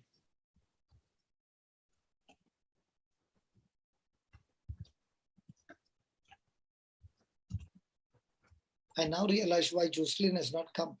She's gone to different places on Sunday. She doesn't come. She's there. She's there as the Yes, co-host. Papa. Huh? She's I'm there. there. You are there? She came Yeah, in. because So now, when I was asking for discussion, you did not open your mouth? yeah, I was on the YouTube. Okay, Arceline is there. She will open her mouth. Arceline is there? Yes. Yeah, get her on the panel, please. It's not connected. Perfect. Oh, No, no, she's audio. connected only. Only a video Yeah. is not connected. Audio is connected. Yes, yes. Okay, video, don't want the video. I want her because she is the one who will want to have discussion. Arceline Baba, She is on the She- system. Her Bluetooth will be somewhere. Her phone will be somewhere. It will take some time for her to unmute and speak. okay, okay. So Brother, you have been on praise the God. YouTube, right? Pauline, Pauline is Sister speaking. Pauline. Okay. Yeah, yeah. Let Sister Praise- Pauline speak. Praise God, brother. Praise God. Brother, a question like, say, example, you get a thought, like the thing has not happened. I can give an example, like, say, when the children are just playing, okay, there's a just starting where they are getting into, maybe they'll get into a fight. Small children, they're not sharing toys. So they are playing it well. I just get a thought, okay, there's going to be a fight between them. Okay, so is that thought that the Holy Spirit is, I'm not able to understand like whether it is a good or a bad. When you are that getting a thought- thought that they are going to fight, that itself is a wrong thought. Now, like whether it is the indication that should I start praying in tongues, or because it happens in sometimes it does happen. First thing, when you know it is a negative thought, hey, you have to cast it out. Okay. Sister, it's Yes, happening like because you are rebuke. believing that thought. Okay. You gave that. Because when you are thinking on that thought, Okay. you are giving a room for the thought to come and manifest. Okay. I was thinking like maybe it is indication for me like I have to start praying in tongues, or it is going to happen, because many times it No, does happen. that's right. is- You have to attack it. That's what I said. Right. Yeah. You have to to attack it rebuke and it say, immediately. because the presence of God is there, there is peace. Satan has no power in this place because in the presence of God, there is peace. Right. The Yes. children are anointed, there are angels around, and therefore there is peace. I will not entertain this thought at all. Okay. Right. So it is stopped there itself. I mean, nothing is going to happen later. It doesn't stop. You have to stop it. Right. Because the very By thing that the rebuking. thought has come, that thought has come to give you fear. Okay. That thought is not to encourage you. That thought has come to discourage you. Yes. Huh? Yes. Right. Because till now I was thinking it was in a good way, like an indication to. The Right. very thing that Yes, thought yes. has come, it has come to discourage you. Okay. So anything that Yes. comes to discourage you cannot be from God. Yeah. You have to beat it out. Right, brother. And So is if it there going is to a take, is bad, it going to take practice? yeah, I have to practice for this. Like the Yeah, other because day, it's not in one day. a few weeks or a month back, there was a girl who was manifesting with satanic issue, and we were on Zoom. I think it was more than a month back, because that time I was in Bangalore. I was going for my haircut, and on the street I was talking and praying, and we prayed for 15 minutes, and that spirit in that girl was enjoying what we were doing and showing that it is not moving. So the Spirit of God said, why are you operating in unbelief? You spoke by faith. Now it is up to you to settle down and be at rest. So I called up everybody and I said, the game has been won. Now let's close the meeting. And now let us change our own thinking, because it is our own unbelief that is taking us into a losing side. So if we believe that God's word, when it is spoken, will not come back empty, so the job has already been accomplished. So let's close the call. And every time the thought is coming, you keep saying that what we have spoken will not come back empty. It is accomplished. It is done. The Bible says, whatsoever we desire when we pray, believe that you have received it and you shall have it. So we believe that we have received it. So no more, it's finished. And we closed it. Okay. And everybody went to their own way, okay, whatever they had to do, and they kept thanking God. After 48 hours, the same girl called up, totally changed, and from that day till today, she's totally changed. Praise God. Now, did we force ourselves or did we believe? Believe. So when we believed, did we keep thanking God that it is accomplished? Yes. So you all were like on rest. You all believe. So you all were on. Is it that you all were on rest? Like you all believed that is going to happen, and you all were on rest. No. We did not believe that it is going to happen. We believed it is finished according to the word of God. But did the symptoms say it is finished?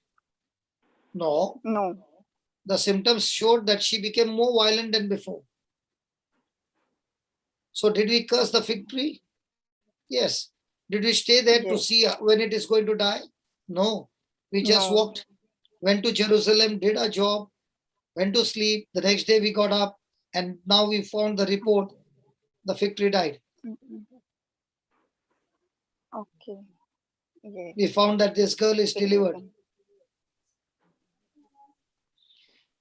Isn't it easy to understand the system rather than stay there for 2 hours and 3 hours and keep fighting, and the devil is happy? Yes. So I told him, the problem is with the girl or the problem is with us? With us. So if we believe that where 2 or 3 agree, it is done by my heavenly Father. So when you have made that agreement, why are you still waiting there? You agreed. From your side, the battle is over. It has been won.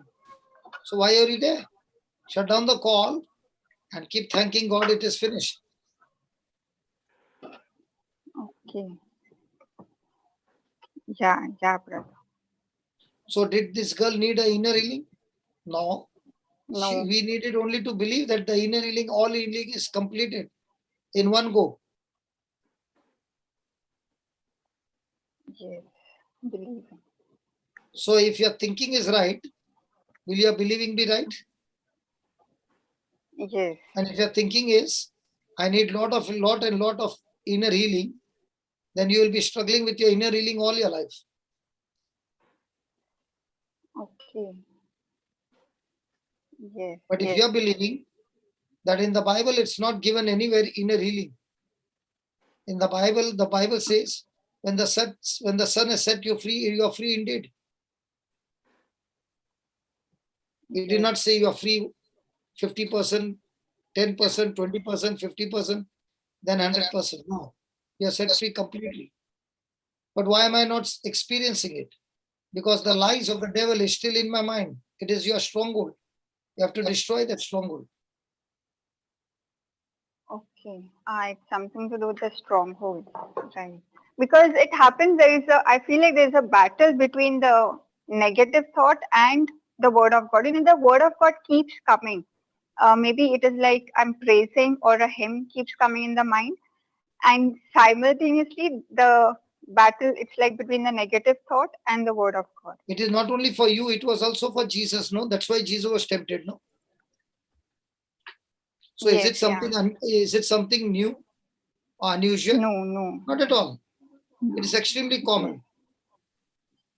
And it is happening for everybody. Yes. So the challenge is, how much are you going to think aligned with the word of God? How much are you going to think it right so that your believing goes right? Your believing goes right, your speaking goes right, now your action goes right, your harvest cannot be stopped. Right, praise God. So is it a one-time process? No. It is a every moment process because you can abort any moment. Abortion can take place any moment, but it will always take through your hands. It cannot take from the devil. He cannot touch the baby, but he can force you to abort the baby. Okay. Yes. Yeah, understood. Is it making sense, Baba? Yes, brother, understood. Yeah, now it's clear. Now it's very clear. Amen. Not Yes. clear, no.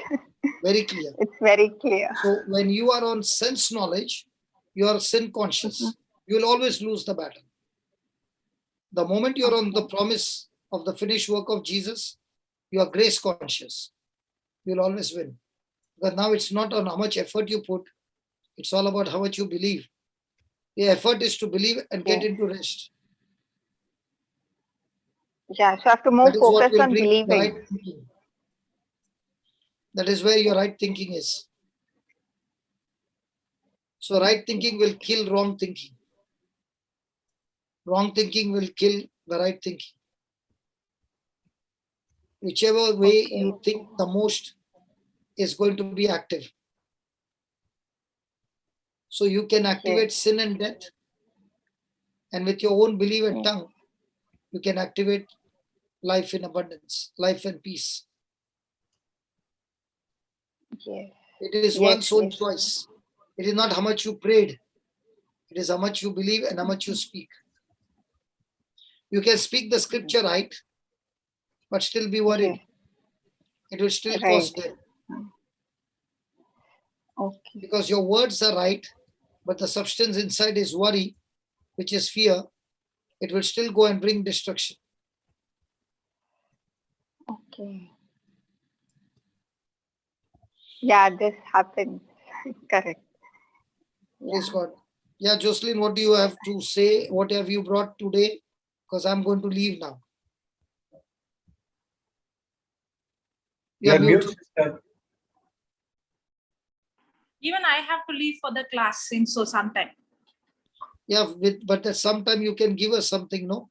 This is what, Papa, you said about practicing, right? For last year, this month, was so much of fear because the lockdown was started. We don't know what is going to happen. But now that fear is totally gone because we are so much soaked into the word of God again and again. We know that one thing, God loves each and every one of us. Now the lockdown at that time and the lockdown now, which one is greater in India? Which one is greater? Means?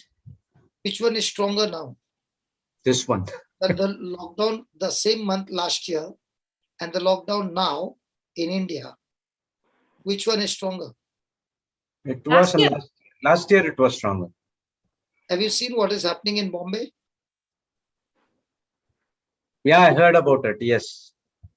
Not even one person on the road. Okay. Somebody sent me a video. I did not see even one person walking on the road. But here, last year we can't buy and all, go out much. But now it's open. Forget about buying. How many people percentage is there? Last time it was in 1,000. This time what it is? 10,000. This time it is in lakhs.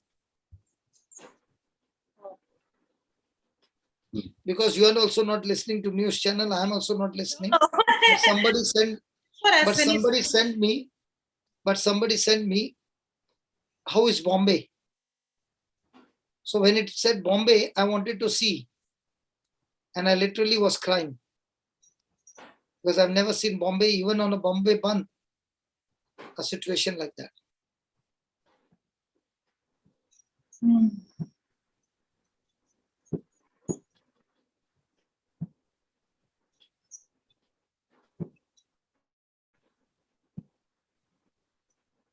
So The right now only it's remedy, the only remedy for the world is Jesus and Jesus alone. Because only the truth can set you free. Only the truth can make you fearless. Only the truth can help you to believe from your heart, not from your mind. And when a person is believing from the heart, he's tapping into God's potential, God's anointing. And I believe today, this morning, what the Lord has explained is very, very simple for anybody to understand the system. And if the person is willing to practice it, he will see result. Praise I Papa, want to request people to please listen to morning's breakfast. God. The teaching is so awesome. And this morning, the teaching, mix them together and listen to it for the next 10 days. Forget about all the other teachings. Just listen to these two teachings again and again for the next 10 days. And ask the Lord to help you to get this revelation, to practice. And then you use the white book, loaded with bullets on the same system. And you will get results that you have not seen in your lifetime. correct. Papa, when Sister Jessie was asking you, I don't know, I might be wrong. Sister Jessie can correct me if I'm wrong. When it comes to taking notes, it's not a compulsion that you have to, when the teaching is going on, you have to take everything word to word.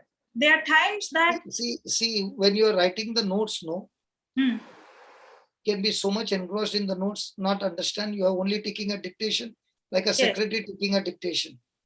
Yes, you no need to do that. But the notes you can write down when you are sitting alone and listening to the audio, taking notes by hearing it again and again, and then taking notes. But when you are in the class, you can write down the important points, but Yeah. pay attention to understand what is being taught. Yeah, you no need to Definitely. you no need to make it like a law. I have to take notes of everything. I have to make, not necessary. You can take just one teaching, as Papa said. Maybe it will take 1 week for you to write maybe one topic. It's okay. But by the time you wrote that 1 week, one teaching, you're already into that.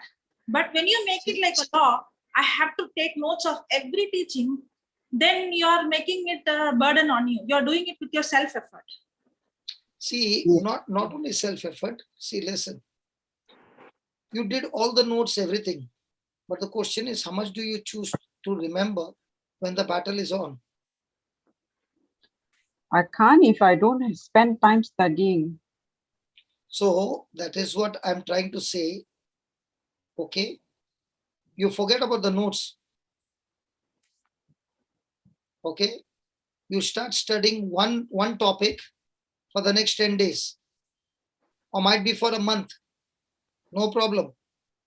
But get it into your system that even in your sleep, you know what to do. You will surely get result. I'll ask you a question. When you go to work, do you do all jobs or only one particular job? One job. I mean, whatever Do you I'm become a assigned to do. specialist in that?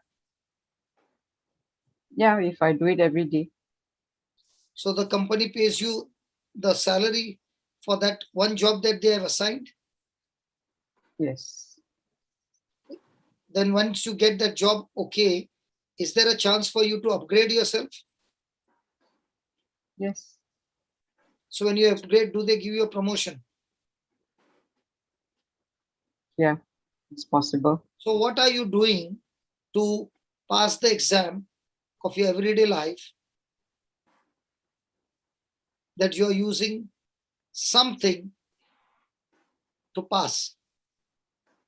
And once you pass, then you're studying the second topic and passing the second one. And that's how you are not perfect, but you're walking towards perfection, slowly but surely, using the promises of God.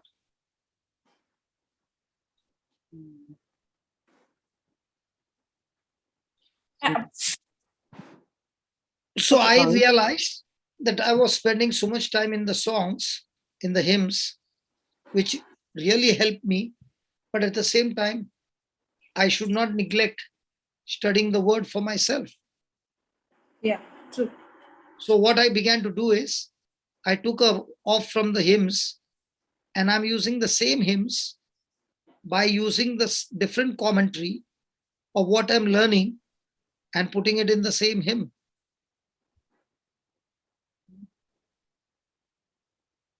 Is it making an impact? Surely. So do I need 100 songs, 100 hymns? No.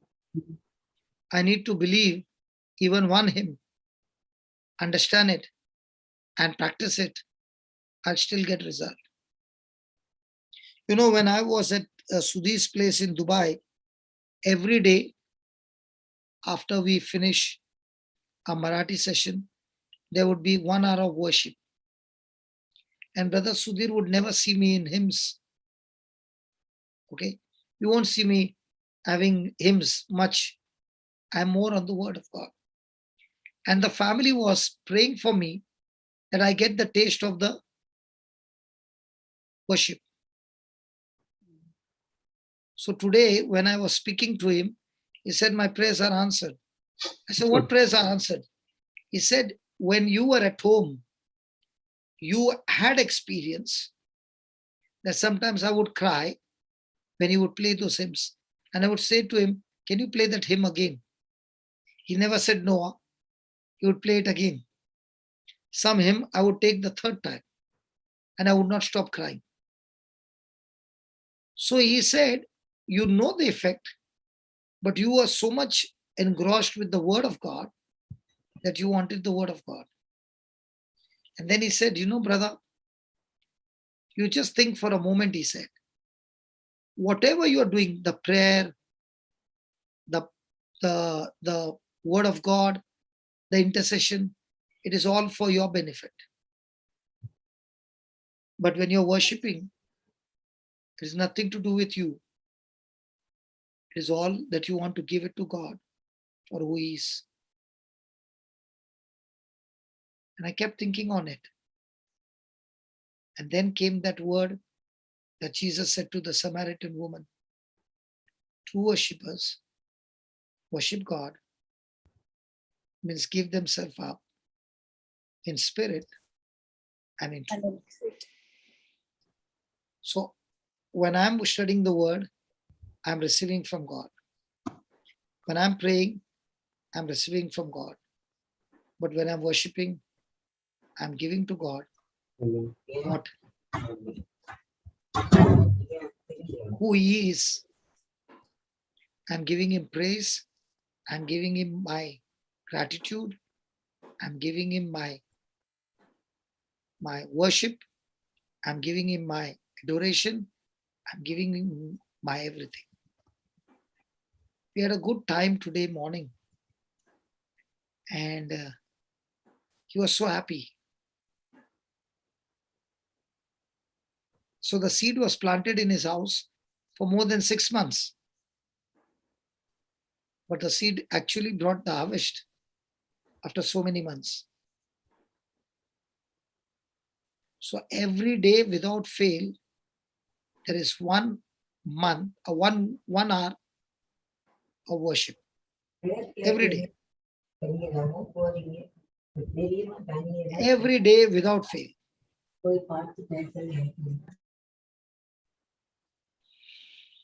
So he said, I realized that, the difference between studying the word and worship is I give my best to the Lord in my worship.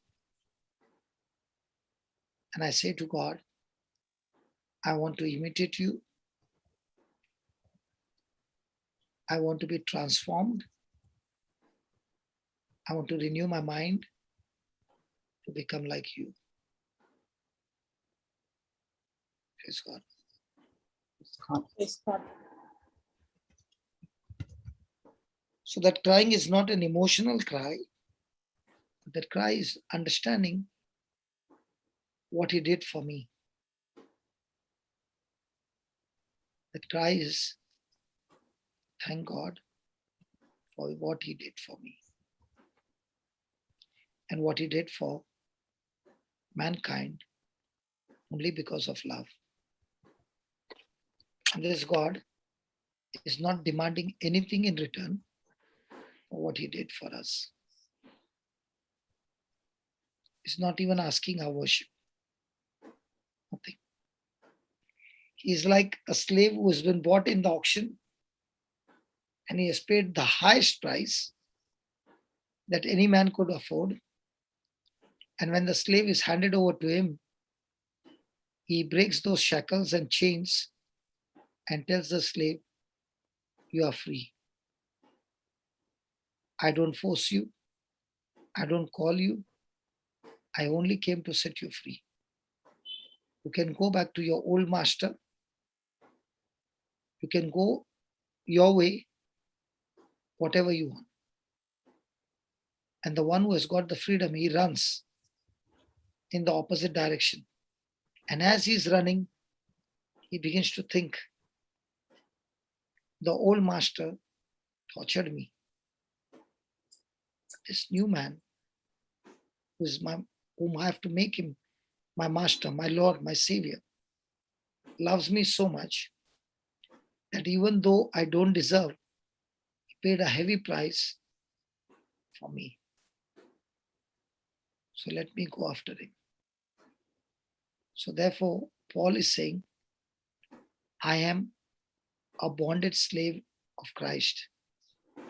Slaves are forced to work. Bonded slave is the one who has been released and said, you're free to go.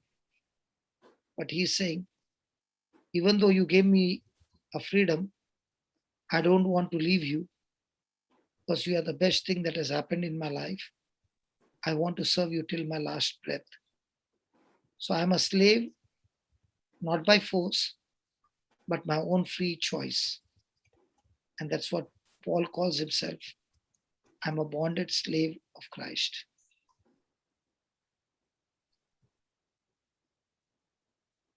So the choice is, do I want to be a bonded slave? Then a bonded slave does not give order. He only takes order from the master.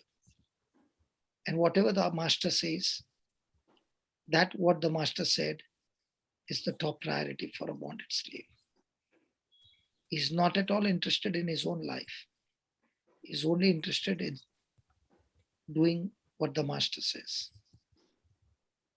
And therefore, we are called to make a choice. Freedom has been given. Shall we abuse this freedom and get back into bondage and get entangled into sin? Or with our own free will, become a bonded slave of the master so that we are permanently free from the old master Satan? The choice is ours. Praise God. Praise God. Praise God. So I'll take a leave. Jocelyn, you have anything before I go? No, Papa. Regarding what we were before this worship, what we were discussing about the notes. One more thing, today morning I was studying about the disciples. Okay, And many a times they had the knowledge because Jesus was teaching them. They had the knowledge. They even saw miracles happening, casting out demons and all. But there was certain time that they had the knowledge, but the knowledge was not protected. The knowledge was not, they did not. They Manifested. had not a revelation. They did not have the wisdom to apply that knowledge. Now, many a times, what happens is, Papa, I have seen, I remember when I met tribal people in Pune, okay, I met one lady there, okay, and she doesn't understand. They all come with that, the men wear that turban and all, and the ladies wear different sari, and they're very different. Very, And very inferior. Yes, okay, they are a particular tribe.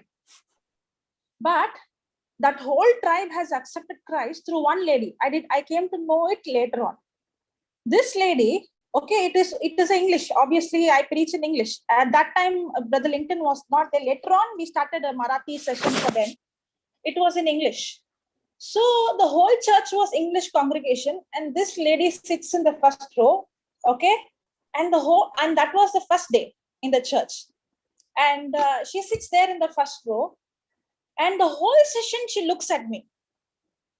Okay. Now I know that I don't know how much I know she doesn't understand English, but she did not turn right, nor did she turn left. She was just focused on me. She was only seeing me. It was the first time that we went to the church. We were given maybe 1.5 hours. That's all. So last 30 minutes, we had healing. We want to have, because first time, no? So we had demonstration and people were getting healed. At last she came, okay? And she got healed of many, her back pain, her eyes, everything. Then I came to know that just few years back, she accepted Christ. And through her, most of the people in her tribe have accepted Christ. And she has brought so many people were baptized. And in her family also. After that, she brought her grandchildren, children, so many of them she got. From next week, she alone brought so many people that we had to have a separate classroom for the Marathi session, and all were her fish. Now I started thinking, what Bible studies she had, what did she study about faith, what should we study about what we studied, and how could she go and impact the whole village, and so many of them have accepted Christ. That's when the Holy Spirit started to tell me, it's not about how much knowledge you have, it is about how much sensitive you are. Even that knowledge that I have, she had the knowledge. It's not that she didn't have knowledge, but what knowledge she had, she's sensitive to that knowledge what she had. I understand. After she came and she started to study, I know for sure that studying the Word of God has brought more impact and more change in her life. Then I realized I can have lot of knowledge. I can know every definition. I can know all the scriptures. But at the same time, that knowledge cannot, not necessary that the knowledge has to be protected. But see, that's what I said. Yeah. I don't know whether you heard me say that there is a knowledge that comes from the heart, which I've planted the scripture, I heard. and there is a knowledge that comes from the mind. Now, when I take that lady's incident, that she has accepted Christ and she brought, say, 200 people or 400 people, okay, and she's teaching Christ, and if what she's teaching is wrong, then even though she has brought all those people, they might be believers, but their life is still messed up. Yeah, okay, correct. Even though she's sensitive, just because she's sensitive and just because she tells Christ does not mean her wrong thinking can set people right. Right. So there has to be a balance in such a way that she has to be taught right, that she'll go and introduce Jesus. Surely they will get born again. Okay? But they will remain infant. They'll remain infant all their life because they never got the truth. Exactly. So being sensitive, okay, but not knowing the truth can never set people free. So Yeah. the written word of God is so important. The preaching of the word is so important that even if the person is illiterate, doesn't matter. But if the person who is illiterate gets, say, 5 scriptures, only 5, and those 5 scriptures, the person is very thorough and lives by it and starts teaching only those 5, the person will do much, much greater harvest than a person who is touching 1,000 people and giving a wrong teaching. It's putting everybody into a great danger of taking self-destruction in their life. So, for example, this woman is very sensitive and she heard that there is an ancestral curse. And she begins to teach everybody on ancestral curse. How many people who did not know about ancestral curse has now got the knowledge of curse? Now they have opened the door for Satan to destroy them. Yeah, correct. So just because a person brought so many people and they got baptized does not mean that these people are saved. That is why the truth is so very important, that the person is sensitive to the truth. And when that person gives the truth, that's the time the whole tribe is not only saved, but they can go and share the truth to others, that they can set the captives free. Yeah. But So it's actually, not she's about- not a teacher, but she No, started to whatever bring. it is, whatever But it is, what happened is she after has that, to be taught that's the what. right thing. What happened is after that, we had regular classes and they come. Now the change will take She's place. not coming. She's not coming there to teach. We had regular. That's what I said. No, we have every month classes for the. I said no. We had separate room, and she used to bring all those people, and they come and they learn. I was not there because I don't teach. I can't teach them, but Brother Lincoln was teaching them. So that's what I'm saying. Now, if you take only the A part, she would bring tremendous destruction in those people by giving the wrong teaching. Yeah, correct. So even if a person is sensitive, the person has to have the written word to check whether that sensitive is in the right direction or the wrong direction. That's why the roadmap is the written word of God. Correct. One more thing is what I understand is when I say sensitive,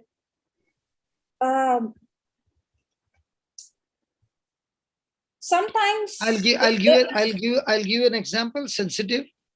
Yeah. The Samaritan woman.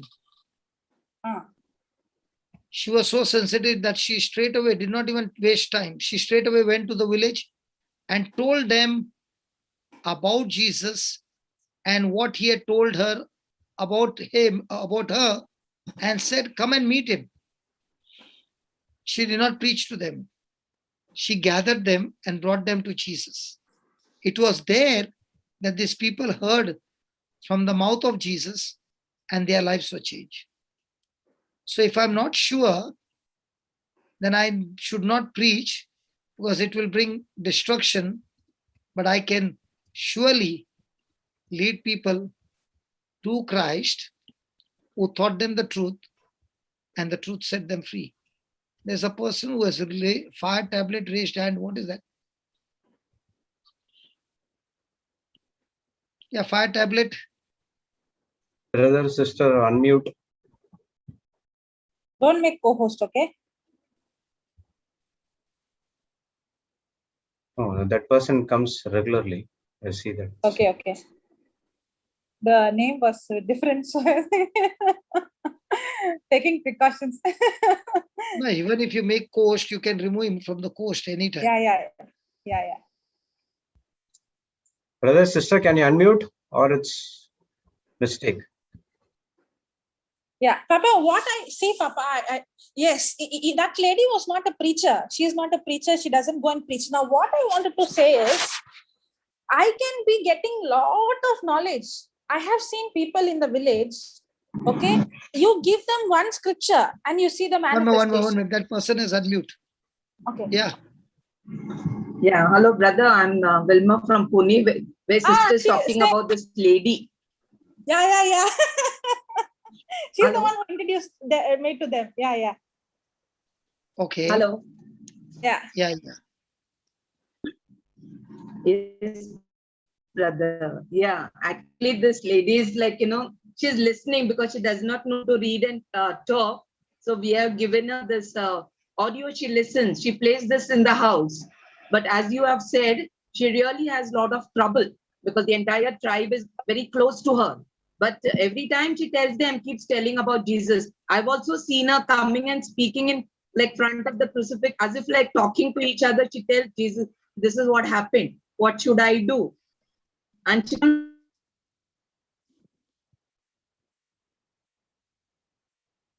A line got cut.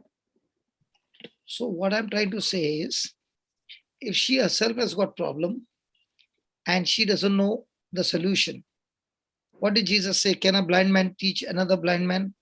Can he lead another blind man? No. So just because a person brought 50 people, okay, and took that person in a direction where the teachings were wrong. Now, has he been the cause of bringing destruction in all those 50?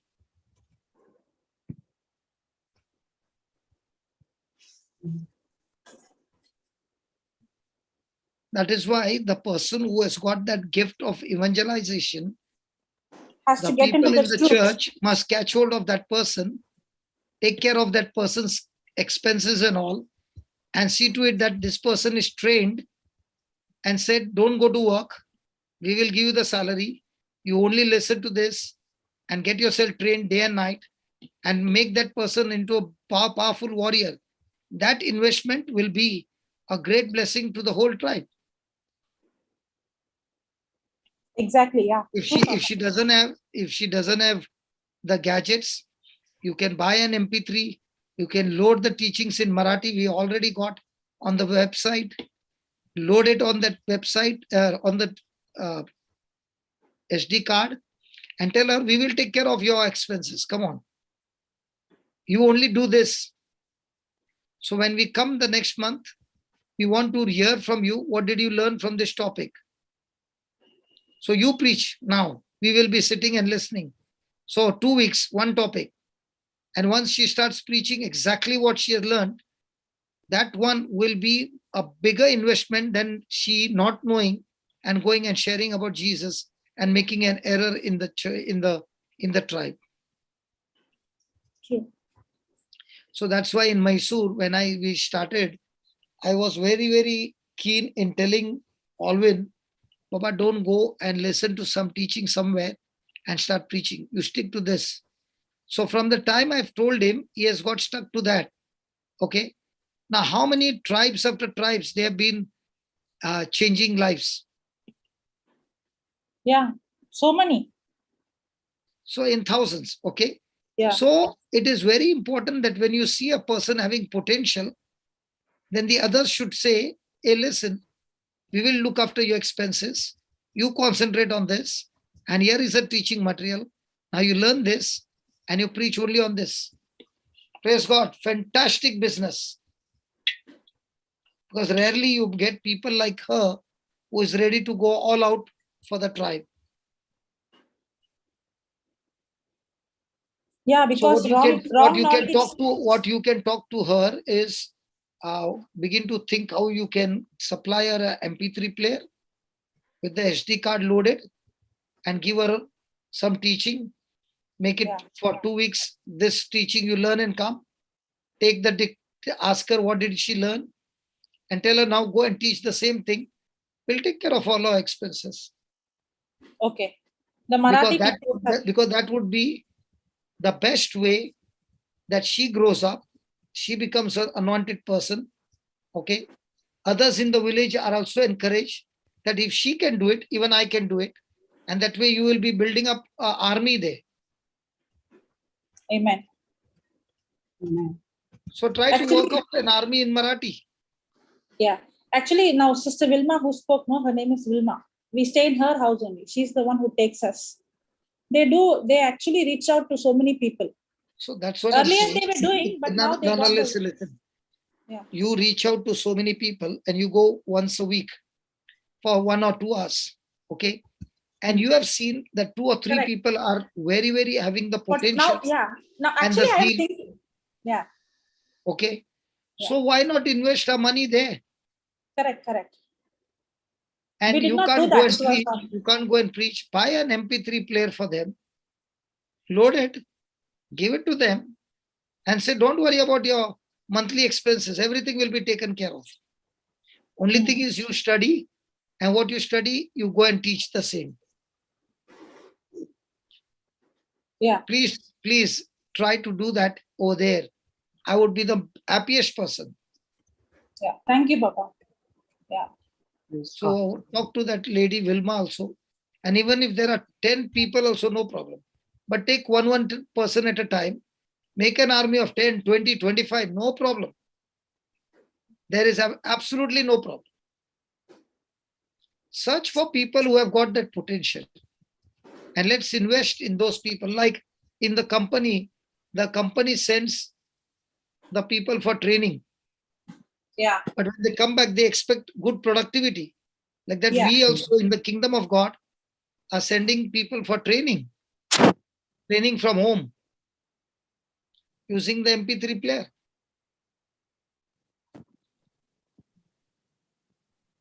Thank you, Papa. Good that I don't know, this thing got mute.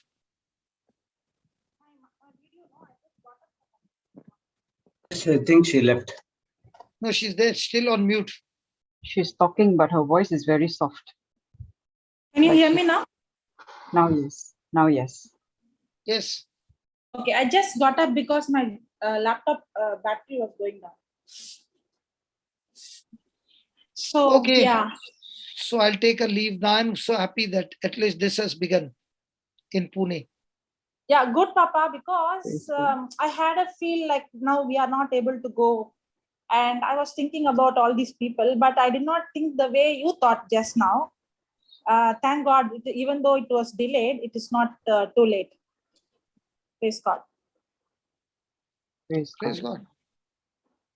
Yeah. And if you have 3 or 4 of them, no problem. Everybody can be taken care of. Yeah. Because Actually, God's resources. brother, I used to take the English and Brother Lincoln used to teach them. So ask Linton, he must be knowing who are interested. He must be knowing, no? Yeah. Talk to Linton, fix it up. Let's send it to them. Yeah. And let's do it. I've done this, Papa. Whenever I go to the people, they say that they do not have internet or something like that. I buy them the MP3 player with the SD card loaded. I just give them. So let the teachings go 24/7 But in there. after giving now, you should ask them what I'm have you checking them. learned. Yes, I'm checking And them. when you buy a MP3 player, see that there is no radio. Yeah. Only the SD card. Most of them have radio in that. Only putting the SD card. Buy a MP3 speaker. Don't buy an MP3 player with a radio. You will give them a temptation. Don't tempt them, please. I'm putting that SD card. Only that SD card. Correct, Baba. MP3 player have got a SD card with the Yeah, radio. it has radio also. You have the menu. You click the menu, it will change into radio. No, that's what I say. UFM. It plays either it plays when we connect it to the SD card, or it connects to the laptop, or it's connected to the Bluetooth. That's it. No radio. When you buy like that. Yes, Others yes. will be. Others Yeah, will I'm be, aware of that. Others it will become on the opposite side. So only 3 options: from laptop, or Bluetooth, or SD card. That's it. No radio and all. Praise God. Because I've seen it happen. Oh, okay. They were very happy to receive it. And it was used for radio only. They are simple people. They don't understand why it was given. Praise God. Okay, I'll take your leave. Praise God. Tomorrow we'll continue with this topic. Yeah. It will go on with this right thinking, wrong thinking, sin consciousness, grace consciousness. We'll study for a week because it's challenging. And it's also good teaching to put things in order. Yes, God. Amen. Thank you, Papa. Amen. Amen. Thank you, I Papa. can't even go to sleep, because if I go to sleep, I might get a knockout sleep and I'll miss the women's class. Today, what women's class? 2 Today is o'clock. Sunday. Birth. Ah, okay. Oh, So I'm going to Sorry. wait and wait and wait till it is 2 o'clock. Okay, bye. thank you, Papa. Praise God. Goodbye. Can you just please discuss about what we were studying, please?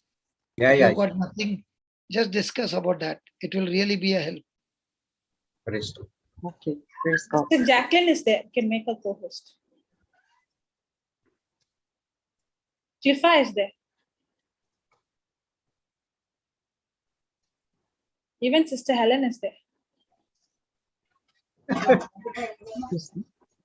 Who else is there? You can No, make everybody co-host. I have no problem. Anybody can raise hand and Helen, become Sister Helen is not no, here. Sister Helen left. She left. She came, but she left. Sister Okay. Aslin, Sister Cleffa, Sister Jacqueline, Sister How come I could see Helen, but I can't see Helen? Just now I saw, but now I can't see. She left. When you said she would have left. Oh, they're calling me now. No. She has So something. she's not on. like that. I'm just kidding. She does have something on. I met her in the church today.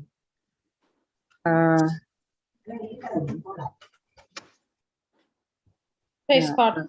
Sister Wilma is back. Fire Oh, tablet. yes. Fire tablet. Oh, Papa has left. Okay. Yes, can Yeah. take her. But her, I think, she was her speaking internet. halfway just now. Her line got. Yeah, you can take her. You can take her. Yeah, made a co-host. I've seen that name many a times. Fire tablet. Oh, I did not know that is Sister Vilma.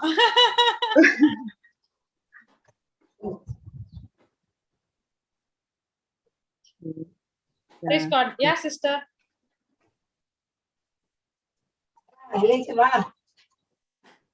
She did. Praise God. Thank you, Jesus. Praise God. Thank you, Jesus.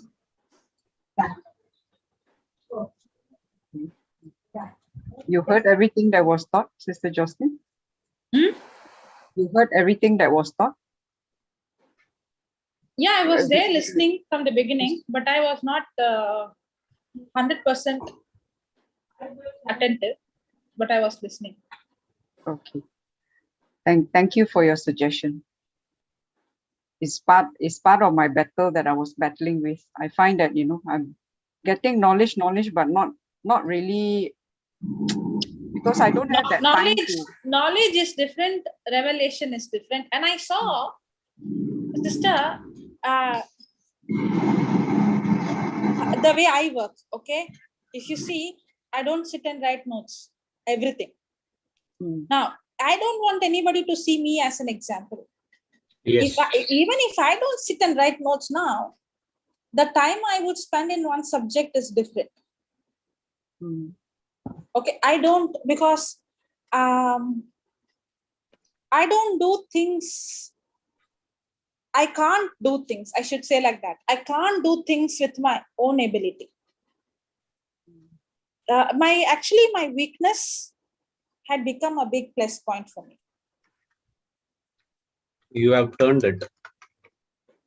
Yeah, the Lord has turned it, because now right from childhood, when I should see my friends used to sit and study and by heart, and they memorize. And I also used to sit and study, but I can't memorize and I can't by heart. And I would feel all the time, I can't do this. I can't remember. I can't remember a definition. I can't memorize this. I can't. But when I came to the Lord, I came with the same mentality. Lord, I can't do this. You help me. It became a complete dependency on God. That complete dependency on God is what helped me. My very weakness became my strength. It is very easy for me because I have been not zero in one place. I have been zero in every place in every area of my life, not just one area. Okay. Now, because I was a zero in every area of my life, it has Sister Saklana has come. She also is from Pune. I think all listening from YouTube when they're coming. Okay. So, that weakness itself has become a very, very big advantage for me, because it had helped me to become more God conscious, more Christ conscious. Even to tell the truth, what I studied directly is from the Bible, from the Word of God. Even though I used to go to church, I used to go, my first Holy Communion, I really struggled. I had a very tough time. Very, very, very tough time. Okay. Even in the Mass, I don't know what to say, what to reply when, what they say when. I don't know. That was my condition. I wonder how people remember everything. It looks like they by hearted the whole Mass. I feel like that. And how can they remember everything and reproduce? The problem with me is I was not able to take everything and reproduce as it is. Okay, so when it came to the word, to the Bible, to the Word of God, I started to ask the Lord help, and I started to depend on Him. So that actually helped me.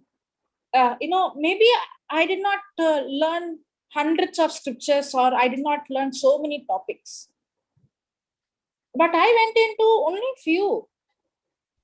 But I started to seek His help and seek understanding and ask Him, and only spend on very, very little, not so many. And I started to see that little started to bring impact. That's what I was trying to tell Papa.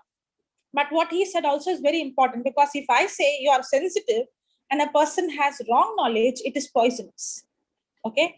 When a person is sensitive and the person has the right knowledge, then it becomes excellent. Okay? But it is not about so many knowledge. I always used to say, Sister Jessie, don't say Papa said this, Sister Jocelyn said this, Brother Sudhir said this. As long as you are going to quote so-and-so said this, and you don't need to take everything that everybody says. You don't need to dump everything in you. You don't need to. Then what happens is you start mixing up and you start confusing. Okay, on that day we learned this, or today we learned this. Take little and let it become your revelation. Now, if you ask me certain times, on that day Papa taught this, you will tell me. But I would tell you back, yes, he taught me, but I'm not so sure. Have you heard me telling that? Many times I would say, I'm not so sure. Why? Because I heard him, but I don't have the confidence to preach that. There's so many notes I go and I study and I go through, but not everything I read, I study, I come and speak. Because I myself not confident in some area. I'm not myself not very sure, because what I learned earlier and what suddenly Papa is coming and teaching now, when there's a contradiction, I don't get confused, but I ask the Holy Spirit, you give me the revelation. Are you understanding? I don't dump everything. So I won't get, I don't get worried, because what I earlier applied, what I learned, I have seen manifestation. When it became a personal revelation, it has become a personal experience where I have seen it helped me come out of my problem. That's why the confidence in certain scriptures, because I know that scripture has become flesh in my life. And when now what I have applied and it has been real to me. Now when the same person is speaking something that is, it looks like contradicting, it may not be contradicting, maybe I did not understand. So I don't try to push everything inside of me. I'm comfortable with what I've already learned. If something is new is going to come to contradict or bring confusion, I keep on hold. But I continue to study the word. Are you understanding? I don't dump everything. I don't take everything. I don't put on everything. But there are certain things that really touches me. There are certain things that really gives me answer. There are certain things the Holy Spirit speaks to me. So it is not that I have to receive everything that a person is coming and sitting and speaking here. You take what has been preached. You take the word of God. You study it for yourself. Take the teaching. Take the teaching. Listen to the teaching. Take the scripture. Read the scripture by yourself in the scripture. Take the definition. Take the notes. And you yourself see really what the scripture says. That's what I do. I will take the teaching, but I will not just go by what Papa said. I want it first hand from God. I want a direct information. I want it to become my revelation. When Papa is speaking, I get the understanding, I get the teaching, I get the definition. And then I go and I spend time. I will not only read that scripture, I will go and read the whole chapter sometimes to get a better understanding of which context, who, where. And until and unless I am not convinced with the Holy Spirit, I don't take it. Mm. And I don't take everything. I don't sit and study everything, even though I come for all the classes. I sit for all the classes. I don't focus on everything that has been preached. Are you understanding, sister? I don't take everything and dump everything in me. I go slow. I go slow, but I go in depth. I go slow, but doesn't mean that I don't. You be consistent every day. Spend hours, but don't go into so many and dump. It is not about having the right knowledge, having the right answer for every question. No, it's not so. It is more of a relationship. It is more of knowing my Jesus. It's more of understanding him, understanding his character, understanding his nature, knowing his heart. Praise God. Praise God. Because what I was feeling earlier on is that it's like every day there's new teaching, almost every day. So when I don't understand one, and then the next day there's another teaching, and I keep on not understanding, and it becomes like overlap. It's like in the end, if I really don't put in anything for that day, what is being taught, it'll be like, I think end of the week, I don't know what. Even though I'm typing notes, I don't know what has been taught, because you cannot rush through all these teachings. Don't do that. It has to be studied. Yeah, but the thing is, because I'm like every day here, I'm typing on the chat. So if I don't understand, how am I going to even understand? If I don't understand what was being taught yesterday, how am I supposed to understand what is being taught today? And then you've got the next day and the next day and the next day and the next day. You know what I mean? So for me to be able to even capture what Papa is saying, I have to at least understand, have some understanding. If the whole thing looks vague to me, I won't even be able to type the notes. I won't be able to even put anything except for what he dictates or what you dictate, that you go slow and you say, okay, now write down. And then that I can do. But, if it's like just, going on the whole time, I won't be Then able don't to. write. Who told you to write? That's why you are setting a goal, or you are setting something like this, and you're saying, I have to do this. Again, it's going on a law. I have to do this. It becomes like a compulsion. You have put a force on yourself that is not needed. Why you have to write everything? If I have the gift of writing, okay, if I have the gift of writing the way you have, I would sit here and enjoy, and there are times that the Lord would speak to me, I would write it down. That's all. Only those things that pierces my heart, I would write it down. You mean during the teaching? In the teaching, in case, because I don't know, I can't understand writing at all. You know why I don't understand writing? Yeah, 1 minute, Astrid. You know why I don't understand writing? Because for me, the moment I start writing, I cannot imagine, or I cannot, my hearing, I don't know. But those people who are writing, they have that gift of writing. For me, if you tell me write, my attention get diverted. I have to focus on, maybe because I have to focus on what is the spelling, what is the, You're right. You're right, Sister Jocelyn. Even So many I things. cannot focus 100% when I write. So, I can't focus 100%. I'm a listener, not a writer. Yeah, Astrid. Let's see what Astrid is saying. Yeah, Astrid. Praise God. Praise God. God. I would like to say from my experience in the world side, as a lecturer, as a teacher, when we were in the college, when we are students, especially in MSc and MPhil, then there won't be any notes for us. The lecture comes, she takes the class, it will be like a flight mode, and that's all. No written topics. We are supposed to. And what we used to do is we will be listening and write only the key points. But our attention will be on what is she teaching. And while she's teaching, we'll write down only the key. And with that key, we'll go to the library and we have our own notes. Each individual will have their own notes. It is not like what all the staff said. It will not be like a print for each one of us. But we will be listening to the class. Even now also, when I take the class, I'll tell the students, have a pen. Have a pen to write down only the important points. But your attention should be on the class, on the teaching. The important spellings, important word, the concept, you write down the keywords. So we give more importance only for the keywords. What are the important things? Even the staffs, when they correct the paper, they don't have full book. They have only the keywords. They say, see to that whether this point is there, whether that girl understand the concept.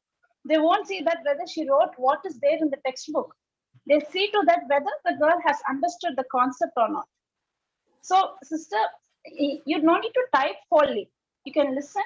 What you understood, a key, only a key you can give, so that those who are receiving also, it will be easy for them. Let them go and listen the teaching again and again. Don't give them spoon feeding. If you give everything, then they will do the job of taking the notes. Yes. Let them go and let them listen to the topic again. So it will be helpful for them to learn. Now, sister, for me also, for 10 years, I'm listening to the teachings. I'm listening. But now when I started to teach, it is a big responsibility. It is not an ordinary work. College work, I'm by a profession a teacher. Worldly college, we are giving more importance, but this is life. We should be very careful in teaching that word. I should not give a wrong knowledge. So now I'm doing homework. Means only one track. As Papa said, only for 45 minutes I'll be listening. That 45 minutes I'll put it in the repeat mode. Go again, listen. And the 5 scriptures I'll get. That's all. Enough. My teaching is finished. With that, I'll ask Holy Spirit, you help me. It is nothing that I'll not say what Jocelyn said, what exactly Papa said. I won't say. I'll ask Holy Spirit. There are life experience in us, but this is the concept. So, sister, no need to strain and no need to write the whole thing. No one is going to question you. No one is going to ask you, why didn't you write? Why are you not typing? It is not an institution or it is not something comes under the law. We are all under the grace. You just write the points. You give importance to listen to the teaching. That is more important for you. Astrid, 1 minute. Something you said very, very important. She said, she listens to the teaching 45 minutes. Okay, she'll take 5 or 4 scriptures. Now she starts studying that topic and that scripture. Now it's no longer what Jocelyn said or what Papa said. It becomes what the Holy Spirit is revealing. Now when she goes and speaks there, she is not having a mindset, Papa said this, Jocelyn said this definition. No, the moment a person says that, no, then the person is saying it from knowledge, not from wisdom. It is a second-hand knowledge. It's not a direct knowledge from God. That's why many times I might come and speak here. You would have heard it from Papa's mouth, but I would have never mentioned Papa said this. You know why? For me, it's not Papa who said it. It is for me, the Holy Spirit who gave me the revelation. That's why I could speak with confidence. But there are certain things that I don't say. Even if Papa has preached, I won't come and preach. Why? Because I don't have confidence in that area.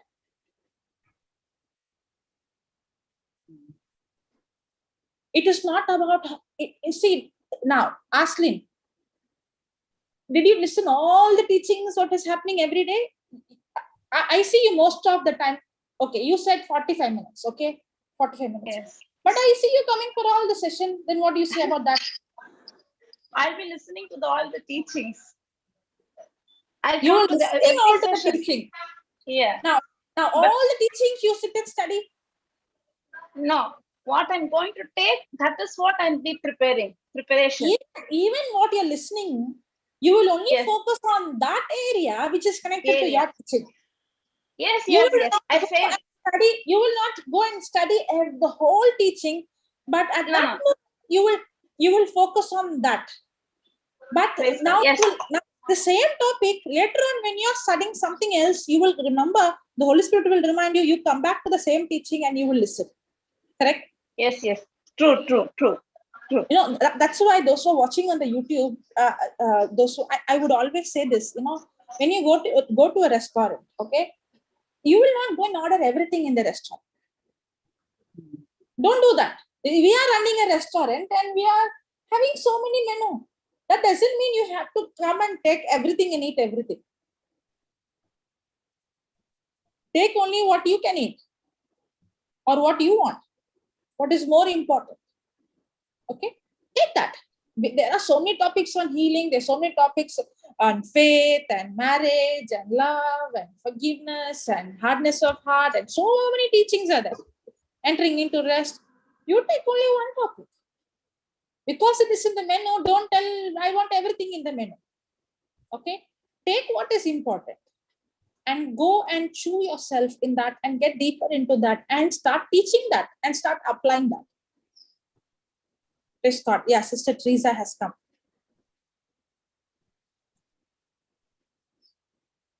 Sister Teresa from Malaysia. Yes, yes.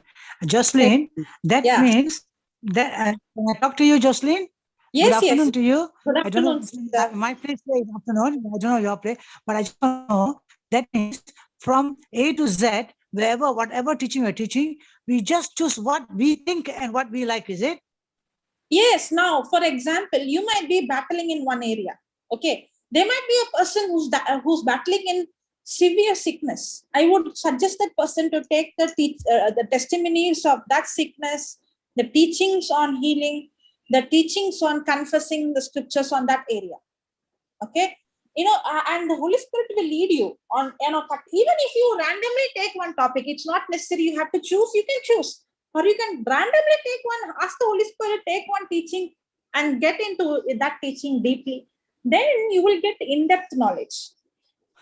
But I'm dealing with human being, people who are not educated, and then some workers, some Indonesian workers, and some foreigners, all these people, I'm trying to bring them to know Jesus. They should know Jesus before they go back home to their hometown in Indonesia. So I tell them, when they hurt, I tell them, see, I pray, you pray, I pray, you pray. You need to go and see doctor, you are healed. So because I have a lot of workers also, because I'm doing cleaning service, so I have a lot of foreigners working for me. So some Sri Lankan, some Indonesians, and all that. So when they want to go and see doctor, I say, don't waste your money on doctor. You just pray. You just pray. You pray in your language. I tell you what to pray. So that is for prayers. That's for sickness. That's very good. Then suppose to bring somebody today incident. Today, this morning, my Jane told me, try your best to talk to my daughter-in-law's mother is here. She's a Hindu. She's a staunch Hindu. So I was trying my very best to pray to God, Jesus help me and guide me and give me the correct word to talk. So I was trying to talk to Jesus. She said, ha. After that, walk away. So I was very sad inside. They don't know the importance of Jesus. I don't know how to explain to them, how to bring them into it.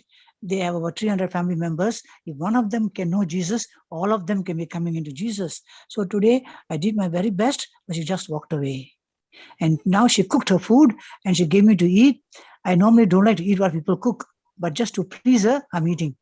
Just to please her, to bring her into my good books, I'm eating the food. I told Jane also, I'm eating whatever she gives, I'll eat because she will know that I'm also nice to her. She didn't listen to what I was talking about Jesus and all that. Praise God, you have planted the seed at the right time, this right season, the seed will bring the harvest. You have done your job, no? Cast your burden unto Jesus. Now Jesus will take care. Okay. Now, Okay. many a times when people you see like that, you give them the teaching. Okay. If they're okay, if they're sensitive, if they're okay, give, because only prayer, yes, prayer will help, but they also have to get the understanding. Hmm. So you can give them some link or something, ask them to listen, and then get back to you. Yeah, I So told they you. will, when they'll Jane. get back to you, by then they'll say, wow, I never knew. It's so simple, it's so easy. Yes. Okay. Yes. And not everybody will be receptive, not everybody might accept, but Yes. there is Yes. a season. Yes. There is a season where you plant the seed at the right season. You don't leave your faith. You believe that person is saved. Just keep Yes. thanking Lord. I thank you. This salvation Yes. has come to this house. I believe it. Yes. Thank you so much. Thank you so much, Jocelyn, for your Praise advice. God. Yeah. Praise God. Always preach through your actions. Yeah. What is that? What Yeah, is it, yeah, Jane? she gets Always that. preach through your actions. She I gets did that, it. brother. I did it. I'm eating the food that she cooked, which I don't Yes, like to that's right. That's the thing we are doing. That's right. eat. Yeah. I don't like to eat anybody's cooking. I don't like. Only I eat Jane's cooking, but rest of it I don't eat. I cannot. Because my mother taught me at times, small time. My brother, my sister, don't take anybody's cooking. All our own. So it's like that already inside us. So this one, just to please her, I'm taking and eating it. Praying to Jesus, I say I take and eat it like just to please her. Don't think that you are pleasing her. You are showing the love to her. Think like that. Yes, yeah, I'm thinking that way. That's Okay. that was my thing. Thank you. You have to please only God. You do not please any humans. God in this way. Sister Right? Teresa, recently you did your master's or PhD, right? I'm doing a PhD. This year, 2022, I'm getting PhD. Dr. Sundari. My name is Sundari Sadhu Singh. That's why I can hear all what Papa Johnson talk in Hindi. From young age of 3 and 4, I and my brother went to a Punjabi school to learn the Uda, Eda, Idi, Sasa, Papa, Mama, Kaka, Nana, all that alphabet in Hindi. I learned 3 years and 4 years. Father is a Punjabi, you see. So that's why he talk whatever he talk, I Praise understand. God. Yeah. Praise But Jane is 100% inside Jesus, 100%. So much so she children also is neglected here and there, 100%. Praise I think God. most Thank not you, 100%. Jesus. 100% Jane. Early morning, 4 o'clock, get up ready. Get up The ready. day I met you and Sister Jane, no, I saw Sister Jane in a complete depression last year. And now very happy. Now very, yeah. Thank you. Thank you so much. I wish to hug you if you're in front of me. Yeah. In fact, I'm doing a lot of land deals. I'm trying to squeeze here and there so that when you get some cheap land, we can buy cheap land so we can Praise God. buy it and grow fruits and vegetables, and then some collection from there can give the poor. I have Jane's husband, Muthukumar, always sends money to the orphanage. There are 42 kids. Some of them lost their parents in a car accident. Some have got no parents. He sends every month money. He never delay. Every month is the money there from Muthukumar coming from Dubai. He's a Hindu, but now slowly coming to Christianity, listening to talk to Jesus. Every time I send Jesus to him and to his mother and to his sister, we send, Jane send, I send. And then I'm talking to all my class. I've got 300 students. 300 students in my class. Every time pushing inside for them. Ayo, a couple of sake, they say in Malay. Headache la, you send so many Jesus. So many. One time enough la, Jesus. We know God, Jesus what? He died for us. They'll say like that. Praise God. Wonderful. Praise God. Thank you, Jesus. Thank you, sister. Thank you. Thank you. So happy I met you in Gita Praise Kiran's God. house. Thank you, Yes, Lord sir. Jesus. Thank you, Lord Jesus. Thank Praise you God. so much. Thank you, Jesus. When you come to Malaysia, don't forget to call me. Yeah. Sure. 100%. And bring along Jude. I love Jude too. Praise God. Praise God. Praise Thank God. Praise God. Jesse, I don't forget you because you love me too. Love you, Mama. You're so sweet. you. Jesse, you can go and hug her because she is localite. No problem. Yeah. Yes. Sister Jane must bring me. Yes, I will. Definitely. We shall meet. Sure. Because we are good cooks, you see. I come from a family, a restaurant. His father is a restaurant owner. So we have come from a restaurant family. So we are good cooks. We can cook well. So that's why when I come, I'll cook and bring you to my house. Eat as much as you can.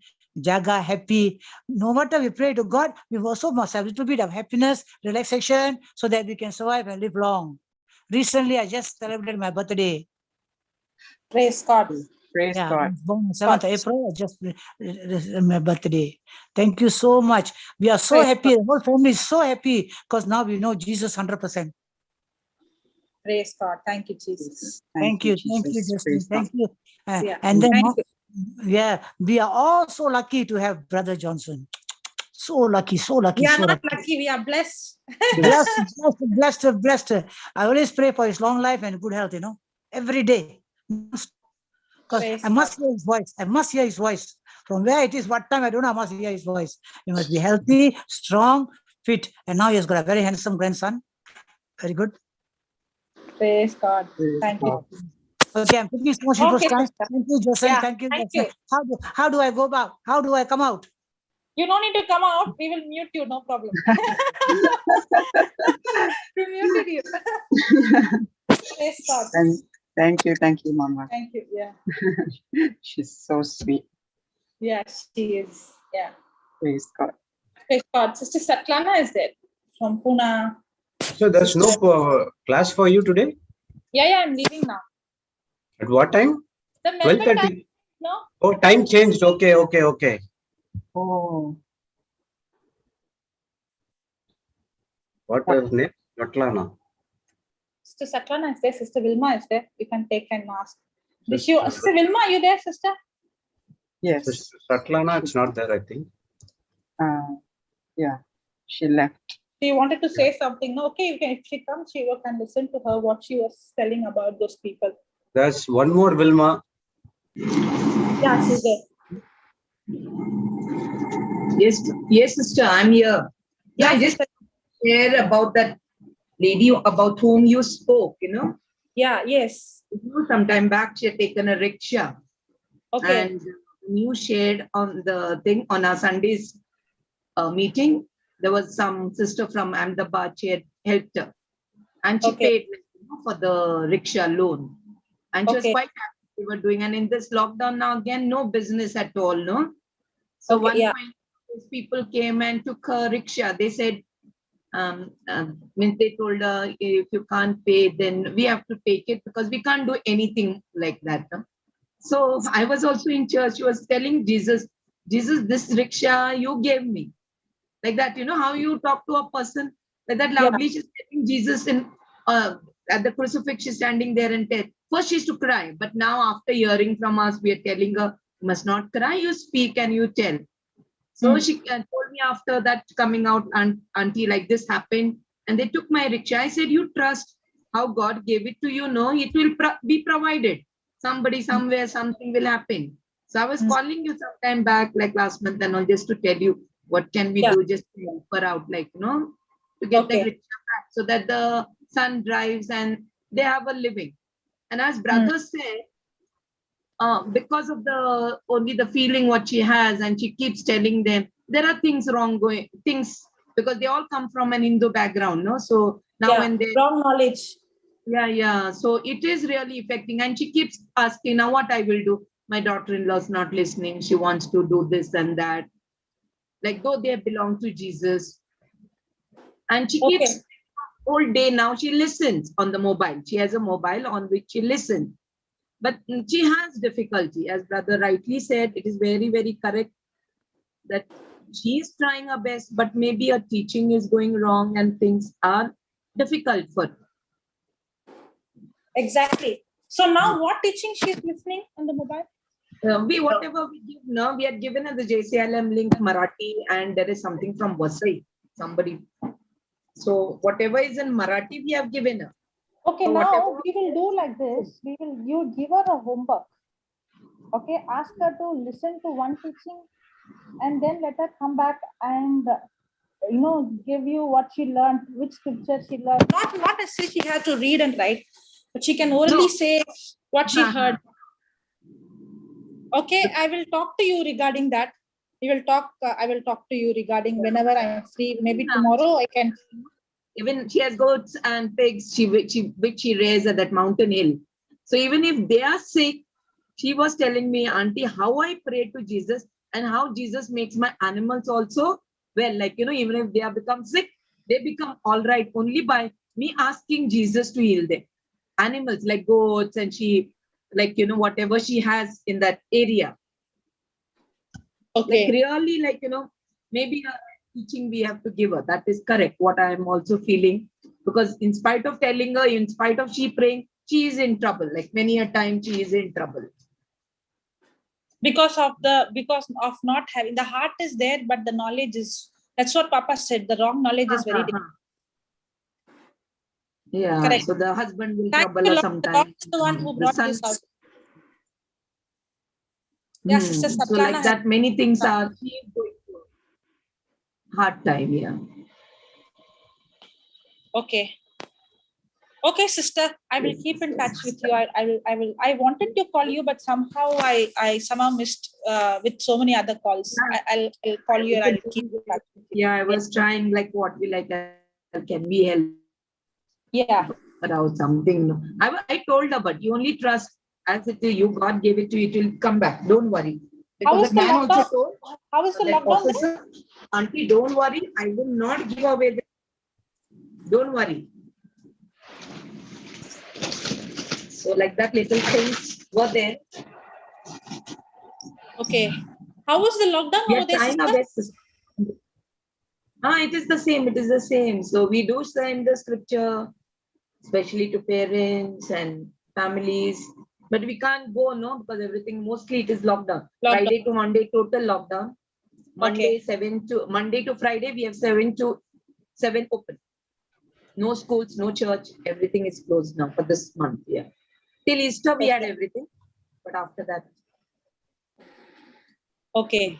Praise God. Okay, then I have to My leave now. neighbors are also COVID. So we have given them the prayer. They're saying Marathi one. No? My immediate right. All of them are. I think the Marathi is more name, useful. The Marathi teachings are more useful that side. Huh? We should do something that... both, sister, both. Even these other people. Praise God. Okay, I have to leave now. Yes. I have another session. Okay. So, Brother Jude, yes, sister, yeah. Sister Jessie, yeah. you can continue. We'll continue for some time and then we'll. Yeah. Okay. Bye. Thank you. Thank you. Bye. Sister. Thank you, Sister Jocelyn. Thank you. Praise God. Praise God. So just. Oh, she got muted. Yes, Sister Wilma. You got muted. Can you unmute yourself? She's co-host, right? Yeah, she's co-host. Sister, unmute. We can't hear you. Yes, brother. Yeah. As Sister Praise God. Jessie is so fortunate and lucky to write it out. I have a problem. I can listen 18 hours, 20 hours. I can listen to the teaching, but I have a difficulty in taking it down. So as the scripture, anything that is said, it all comes back to my mind. But I'm also asking the Lord, the Holy Spirit, I also want to take it down. That's only one drawback which I'm facing for quite some time. Praise God. Sister, so you actually, Sister Jessie, there is to no write problem. down so much. Yeah. So there's no problem with your writing. Okay. Your writing is blessings, millions So of I'm people. really asking, Lord, I also want to write down. I mean, some things, like not many things I can, but some things I take down, but mostly because I love to listen to it. Once it gets registered, I can tell it anytime. It comes to my mind at any time.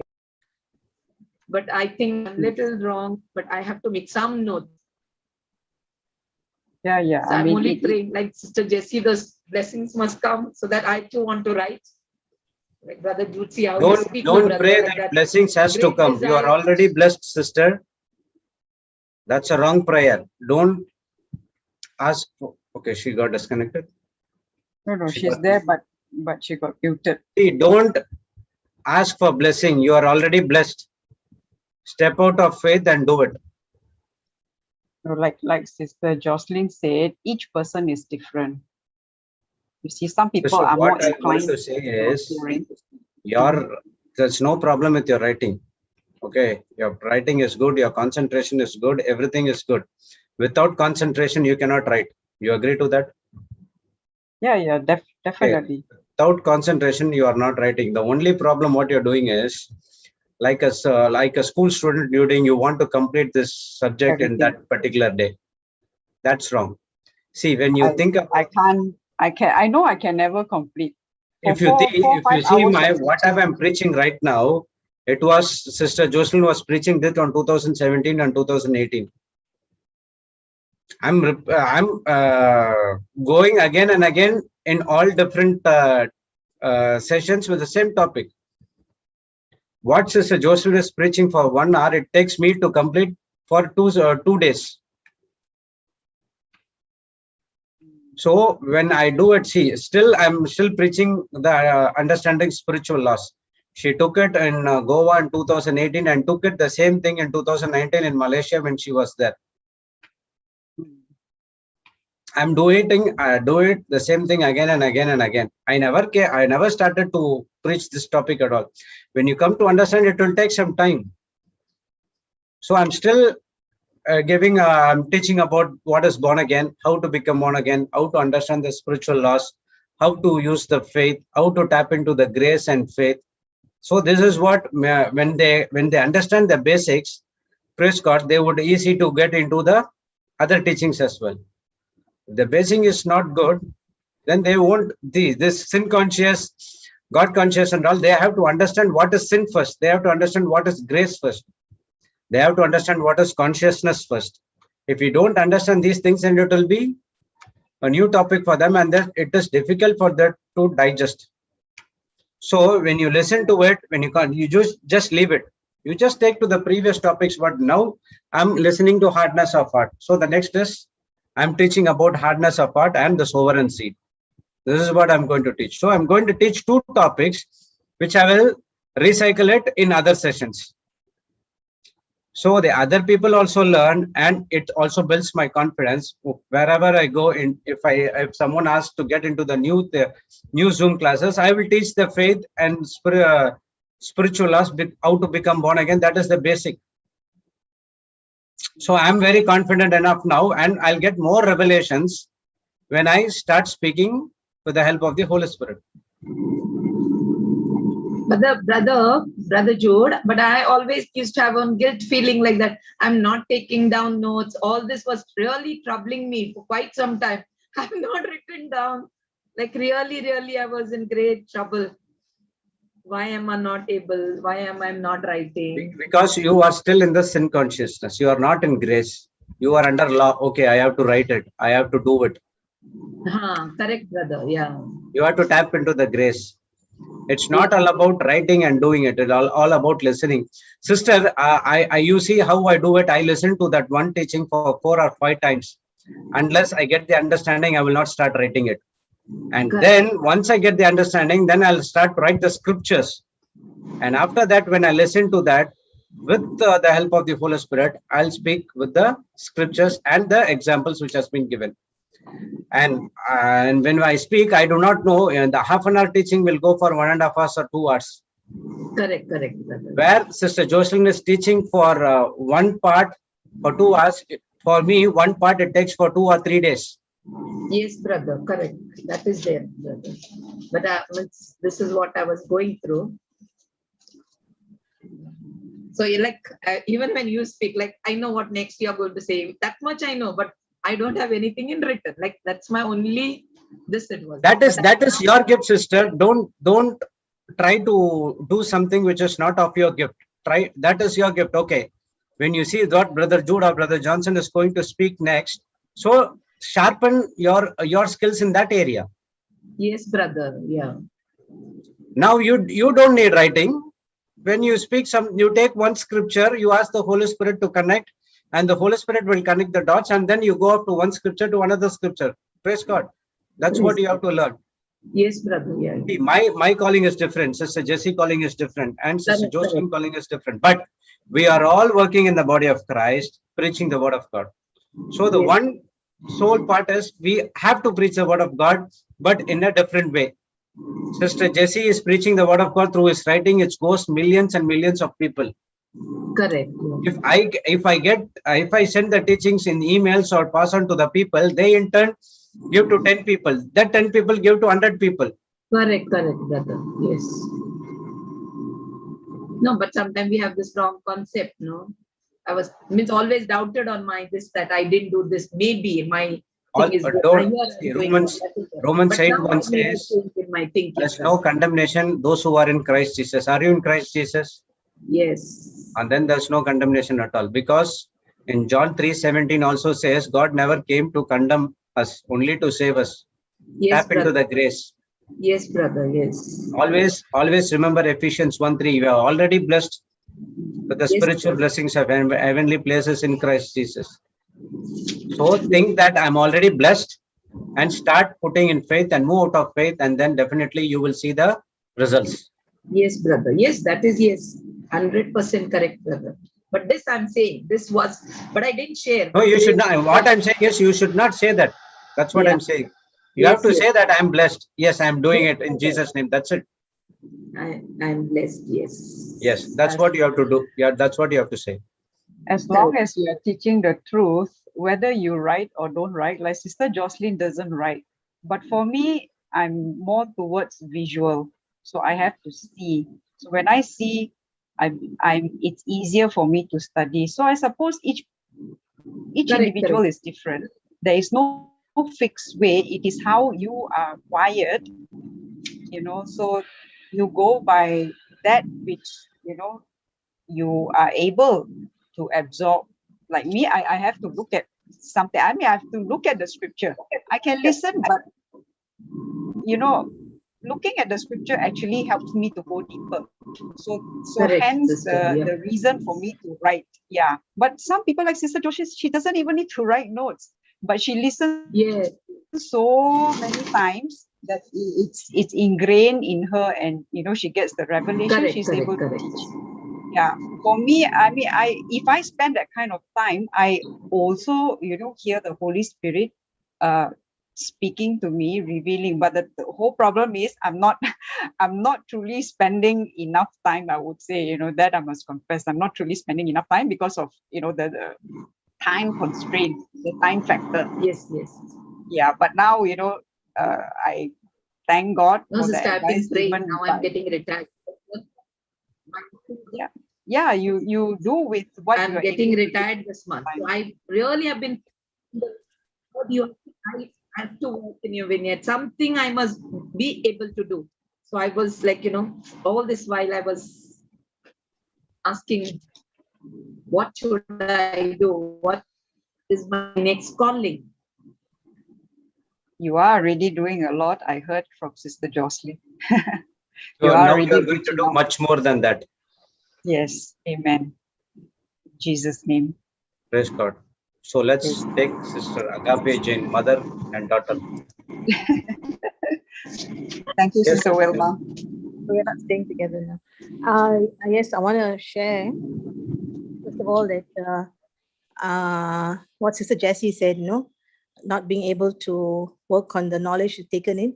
But I want to say that it's such an abundance of help, amazing things she's doing, because what I go through is I listen to it, and in the chat, the one that Sister writes it down, I snapshot the relevant ones who I feel connected to. I want to write it down, and I have many snapshots. And another reason is because I already got 3 books that was written last year, so some things overlap.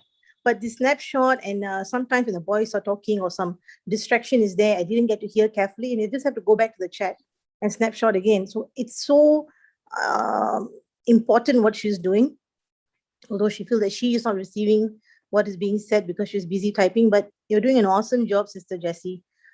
Thousands of things, so it helps them in their spiritual journey. Thank you, yeah, Jesus. so that's how it works for me, the snapshot. And sometimes there's a bit of guilt. No, the snapshots are getting more and more. I haven't written it down yet, but I still go at the same pace. It's very helpful. And as you said, everybody's how they receive it is different, right? The way. Yeah. That's all. Thank you so much. So keep on doing what your amazing job you're doing. I'm benefiting a lot. Yes. Thank you.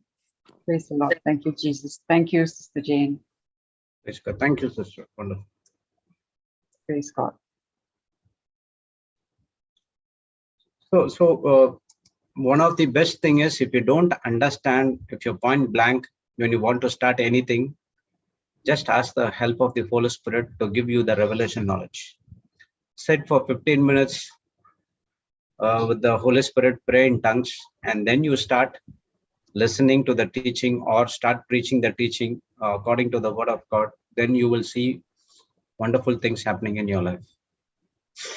So don't get into condemnation because of writing, because of these things. I'm could not able to spend time. So it doesn't matter if you could not able to spend time today.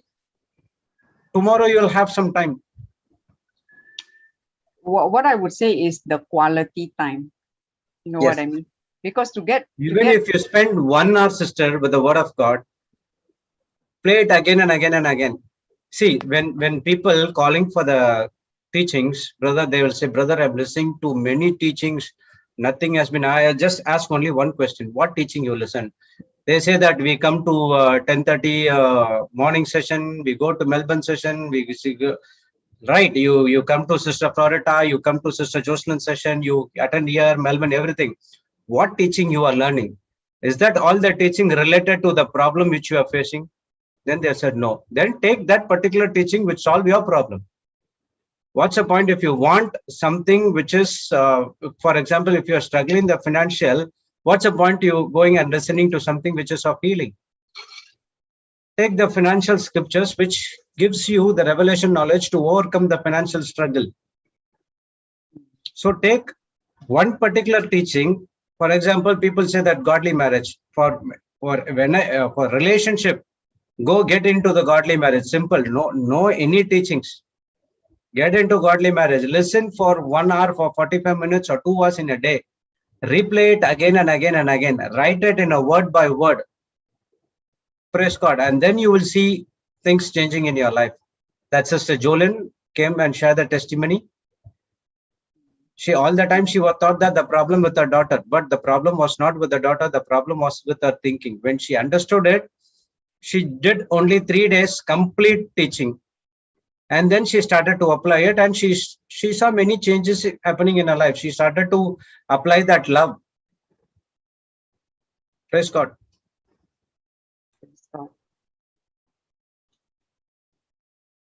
Panelist, anyone want to share?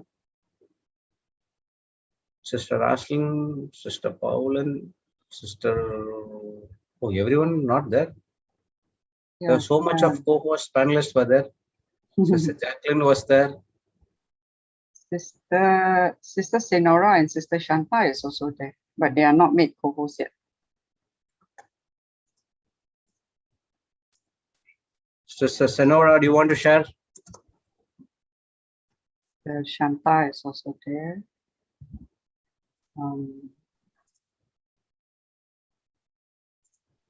Yeah, the rest.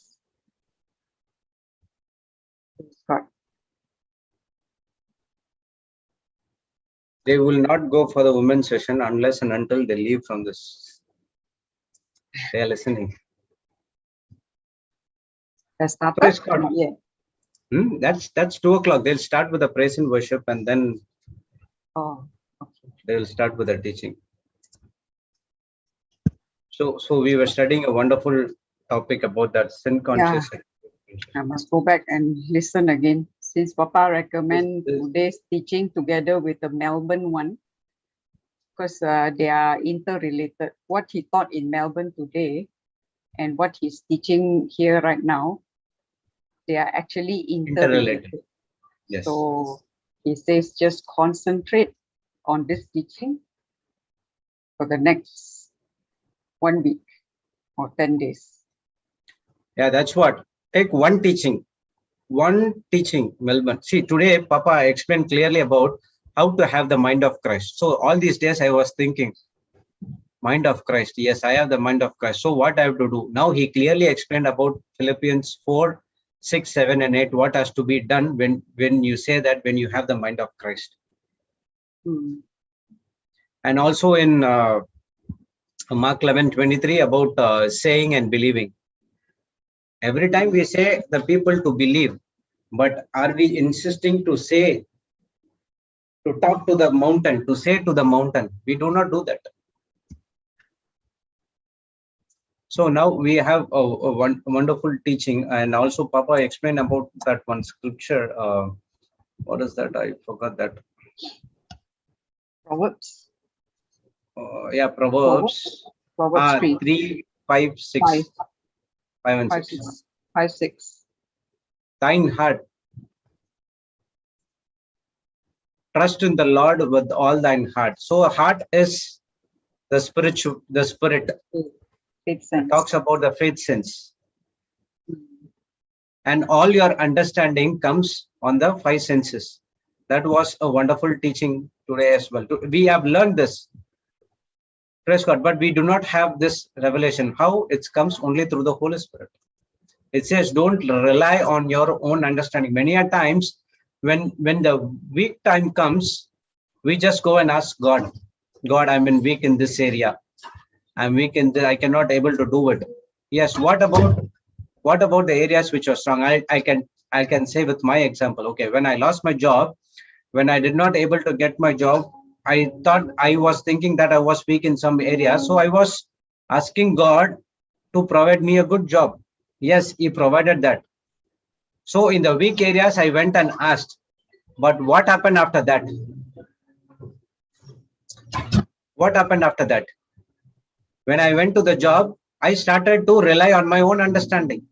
I thought that I'm a subject matter expert in that area. I know in and out in that area. What the result is? I got fired. Why? Because I did not rely on God. I was relying on my own understanding.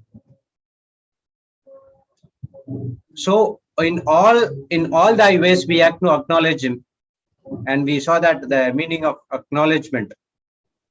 A perfect example is that when you go and buy some things from the retail shop, when the person is delivered, you have to sign it. You have to acknowledging it, saying that you received in full without defect. So we have to acknowledge all our ways. It's only through our Lord Jesus Christ, and we cannot do it through our own strength. When you do it on our own strength, yes, it looks like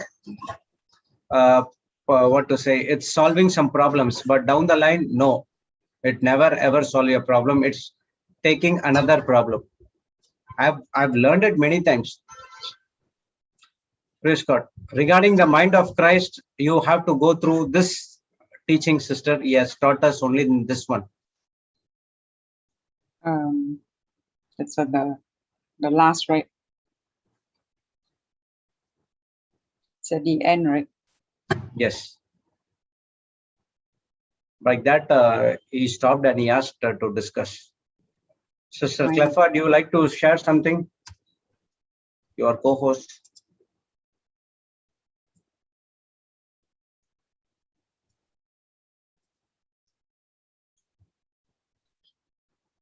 Anyone want to share anything, brothers and sisters? You can raise your hand. People from YouTube, you can come here.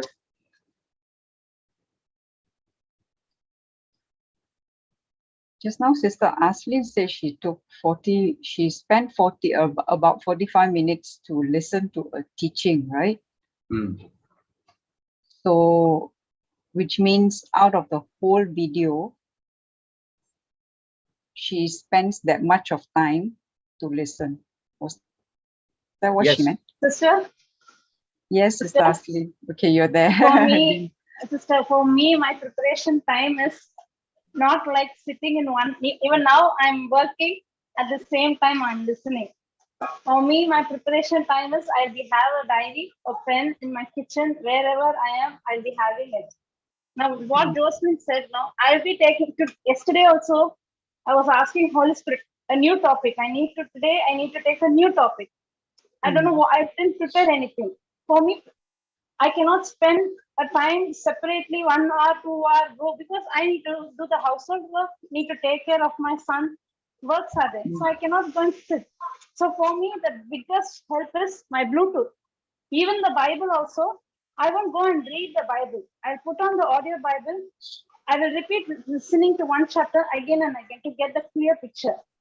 So at the same time I'm working, I'm listening. My mind is concentrated on what I'm listening. I do the work at the same time I listen. And yesterday also I asked God, what shall I teach? Regarding it is like family, children, what topic shall I take? And I thought, let us take about fear. No fear, no fear. What shall I take? What shall I take? I was asking the Holy Spirit, what shall I take? Immediately the thought came, take on worry. And then I started to listen to the teachings. I'll go to the playlist, took some 2 or 3 teachings, listen to them. The reason I'm listening is that I need an outline. What scriptures are used? Because I don't know where the scripture is. I know, but I need, so that I'm listening. So while listening, I'll note down the scriptures. That's all I used to do. I got a concept. I got an idea. I have my own experience. Then today, when I came and delivered, it was like my own experience. I'm able. It was trusting on the Holy Spirit. For example, when I said about worry, you need to enter into that rest. The rest topic, I didn't study it. It was my experience. When my son was battling life and death, no way. Doctors did not give hope. Everything seemed to be no way that baby won't survive for more than 2 days. So my only hope is God's word. I learned. You got mute, sister. Ashley, you got muted. Yes, please God. That entering into that rest, I learned it. What I practiced, what I learned, what I practiced when I listened to the teaching, God gave me the revelation knowledge. What you went through, that is known as rest. I forced myself to look into the cross, to look into the finished work of Jesus Christ. By your wounds, my son is healed means on that day, on that hospital, I didn't have any teachings. But there was no way.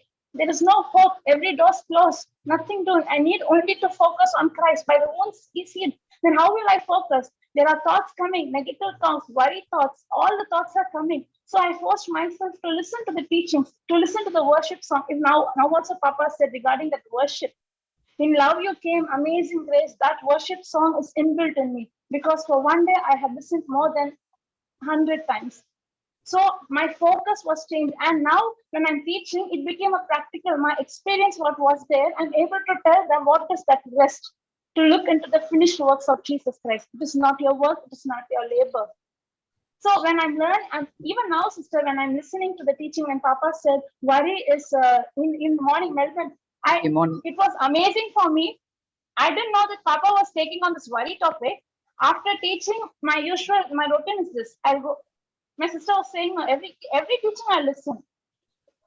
Immediately at 8 o'clock, I put on the Melvin teaching. When I was listening, how come Papa gave the same teaching on worry? Now I'm getting extra points. So Papa said that worry is a sin. And now I'm taking the topic. God is giving me points. So now I write down the points. Understood? I'll write down the scripture. Papa is revealing the scriptures. Oh, this scripture can be used. This is how I get the revelation knowledge. This is how. Now also while listening the teaching, my concentration will be on the teaching which I'm listening at present. It will not be I will not be thinking for tomorrow what I'm going to teach. That won't be in my mind. That I'll have a separate time. And it is only relationship, sister. It is nothing. It is knowing, understanding Christ. It is knowing God. God is not looking at whether you know the definitions, whether you know all the heart. No, God is looking at your heart condition. Whether you are trusting me, relying on me, whether you understood what my love is towards you. That's all. So no need. Yes, sister. Yes. Sorry. So meaning you're not exactly like sitting down and spending that time. So you are actually working at the same time. You are listening. So but your mind is focused on the word. Right? Okay. Yes. I thought, I thought it's like you set aside a special time. No, my special time will be before taking 6 o'clock. I'm going to take class means 5:15. I will sit and just write down the scriptures because I listen, my sister. I'll write down the scriptures. That's all. That 5:15 to 5:45 is my preparation. That time, that was sometimes I sleep, sister. Sometimes I'll get up at 5. Many times, Manita would come and open, and I used to get up at 6 o'clock. I don't know God what I'm going to teach. I don't know what I'm going to take. Trusting in God, and Many a times it became supernatural. It became supernatural. Trusting, it is depending on the Holy Spirit. He will lead you, sister. He will guide you. He loves you so much. Why?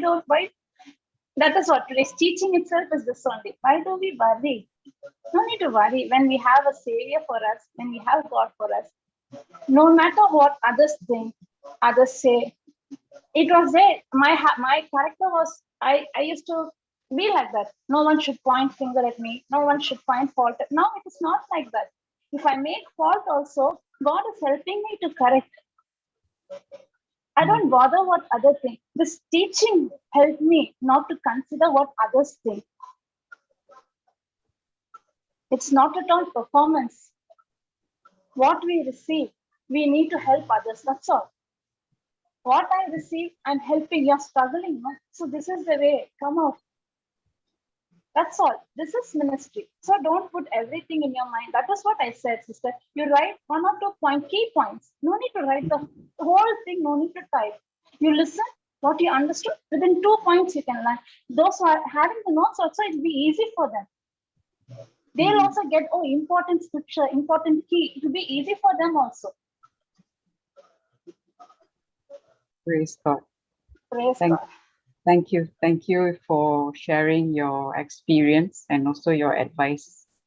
Very much Praise welcome. God, sister. Praise God bless you, sister. When you are at complete rest, you will not worry at all. Praise God. That is Sure. worry. That is definitely that you are not at rest. Yes, yes. Yeah. That's why I was struggling. Even I said in the starting also, sister, don't write all the things. Write which is important to you. I don't know. Sometimes I don't know which is important until, I go back and, when the whole lesson is over, when I run You see, through when it. I take revision, I have to go through all the 8 or 9 pages, what I've done. So whatever is important, I'll just mark it over and I'll just teach on that one. If I want to go through, then I have to take much more time. I can read it out. 20 minutes, I can read it, the entire thing. The revision is done. That's what we do in the school. Okay, revision done. Come, read this, finished.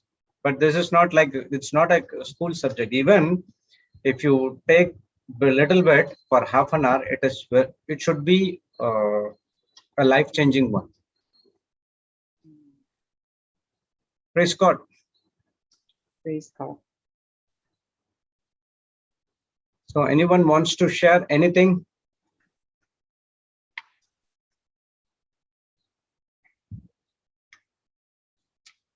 So we're going to have another meeting at 2 o'clock. So people will be leaving there as well.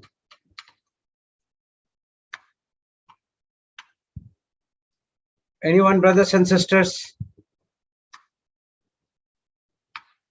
Okay, sister, you can make a closing prayer. We can close now. Okay.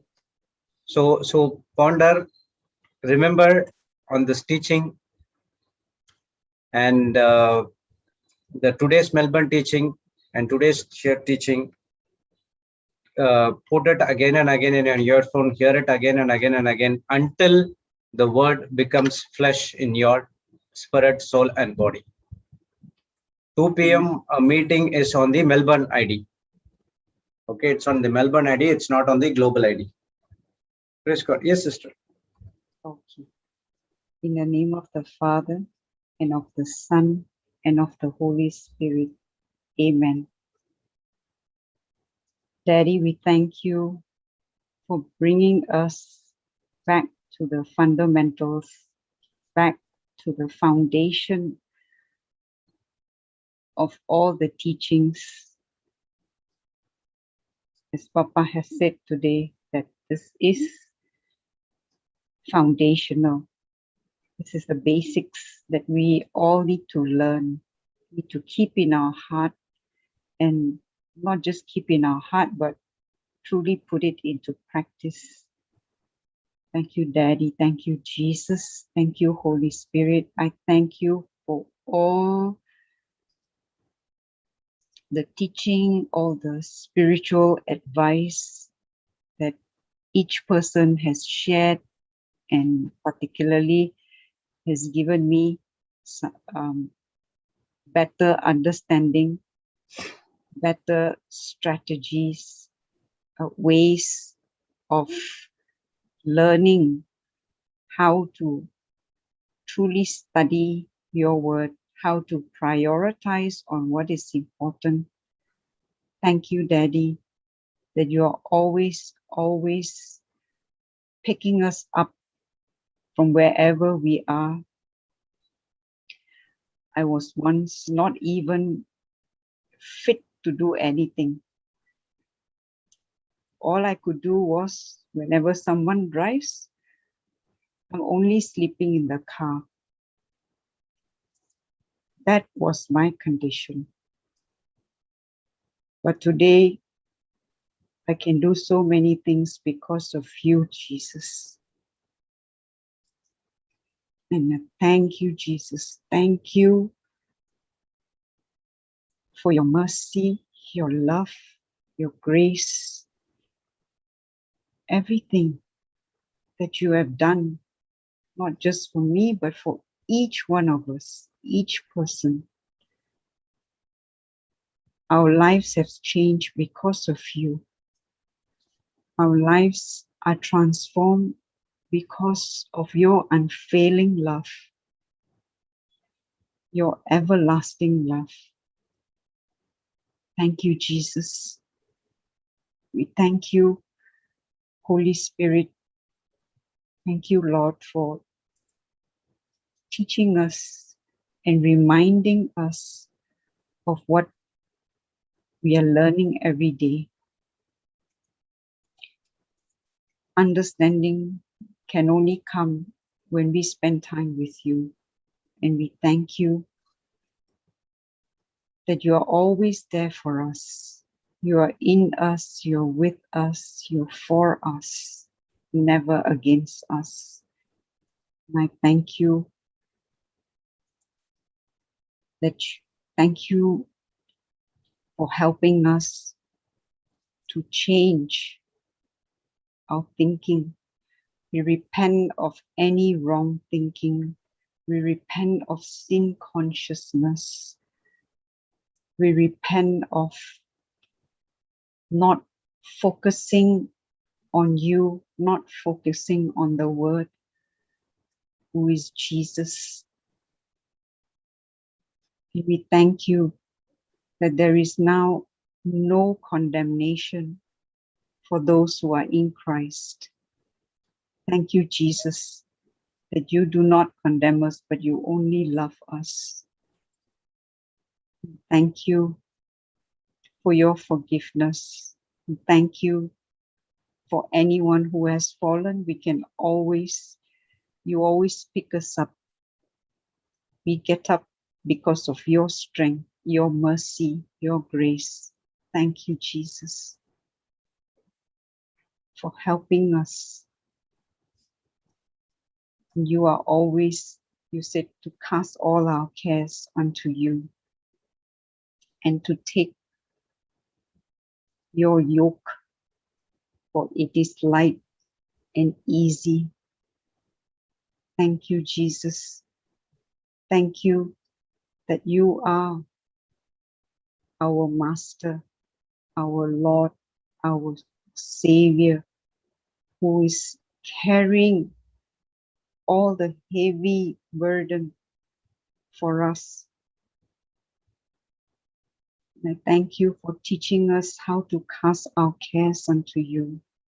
And it is to be done once, and it is done. Thank you, Jesus, that we are all going to go through all these today's teaching here in Global and also Melbourne. We're going to go through them over and over again until we truly get what you are teaching us and to put them into practice. Thank you, Daddy. Thank you, Jesus. Thank you, Holy Spirit. We thank you for Papa, Sister Jocelyn, Brother Sudhir, Brother Jude, Sister Marina, everyone, every teacher who is teaching us. not just here, but all over the world. Thank you for all the laborers, the workers in your kingdom, the warriors who are day and night working for your kingdom, bringing souls into your kingdom, teaching them and helping them to be another warrior in your kingdom. Each person who is here, every panelist, every participant here in Zoom, YouTube, Facebook, even the radio, and all who will be listening. We thank you and we praise you, Jesus. Holy Spirit, we thank you and we praise you. Thank you and we praise you, Daddy. We love you. In Jesus' most precious and holy name we pray. Amen, amen, and amen. In the name of the Father, and of the Son, and of the Holy Spirit. Amen. Amen. Praise God. Thank you, sister. Wonderful. Thank you, Brother Jude. Thank you. Praise to God. all- Thank you, everyone. To all the panelists and to all participants. God Zoom, bless. YouTube, and Facebook. Love you God all. bless you all. So announcements. So we have Melbourne session is going on a different ID, Konkani ID. Sister Jocelyn is teaching over there. It starts by 1:30. And then we have 2 o'clock Perth meeting. It's in the breakfast ID. That is another Melbourne ID which we use for breakfast with Jesus. Okay. And we have 7 o'clock teaching. Sister Jocelyn is taking. And 12 o'clock again we have Melbourne. Morning 6 o'clock teaching by Sister Aslin. And 8 o'clock we have Marathi. And there's no Hindi. 7 o'clock there is no 9 o'clock session. And tomorrow morning again it's 9 o'clock we have global retreat. Thank you all. God bless you. Have a wonderful day. Meeting will be on first.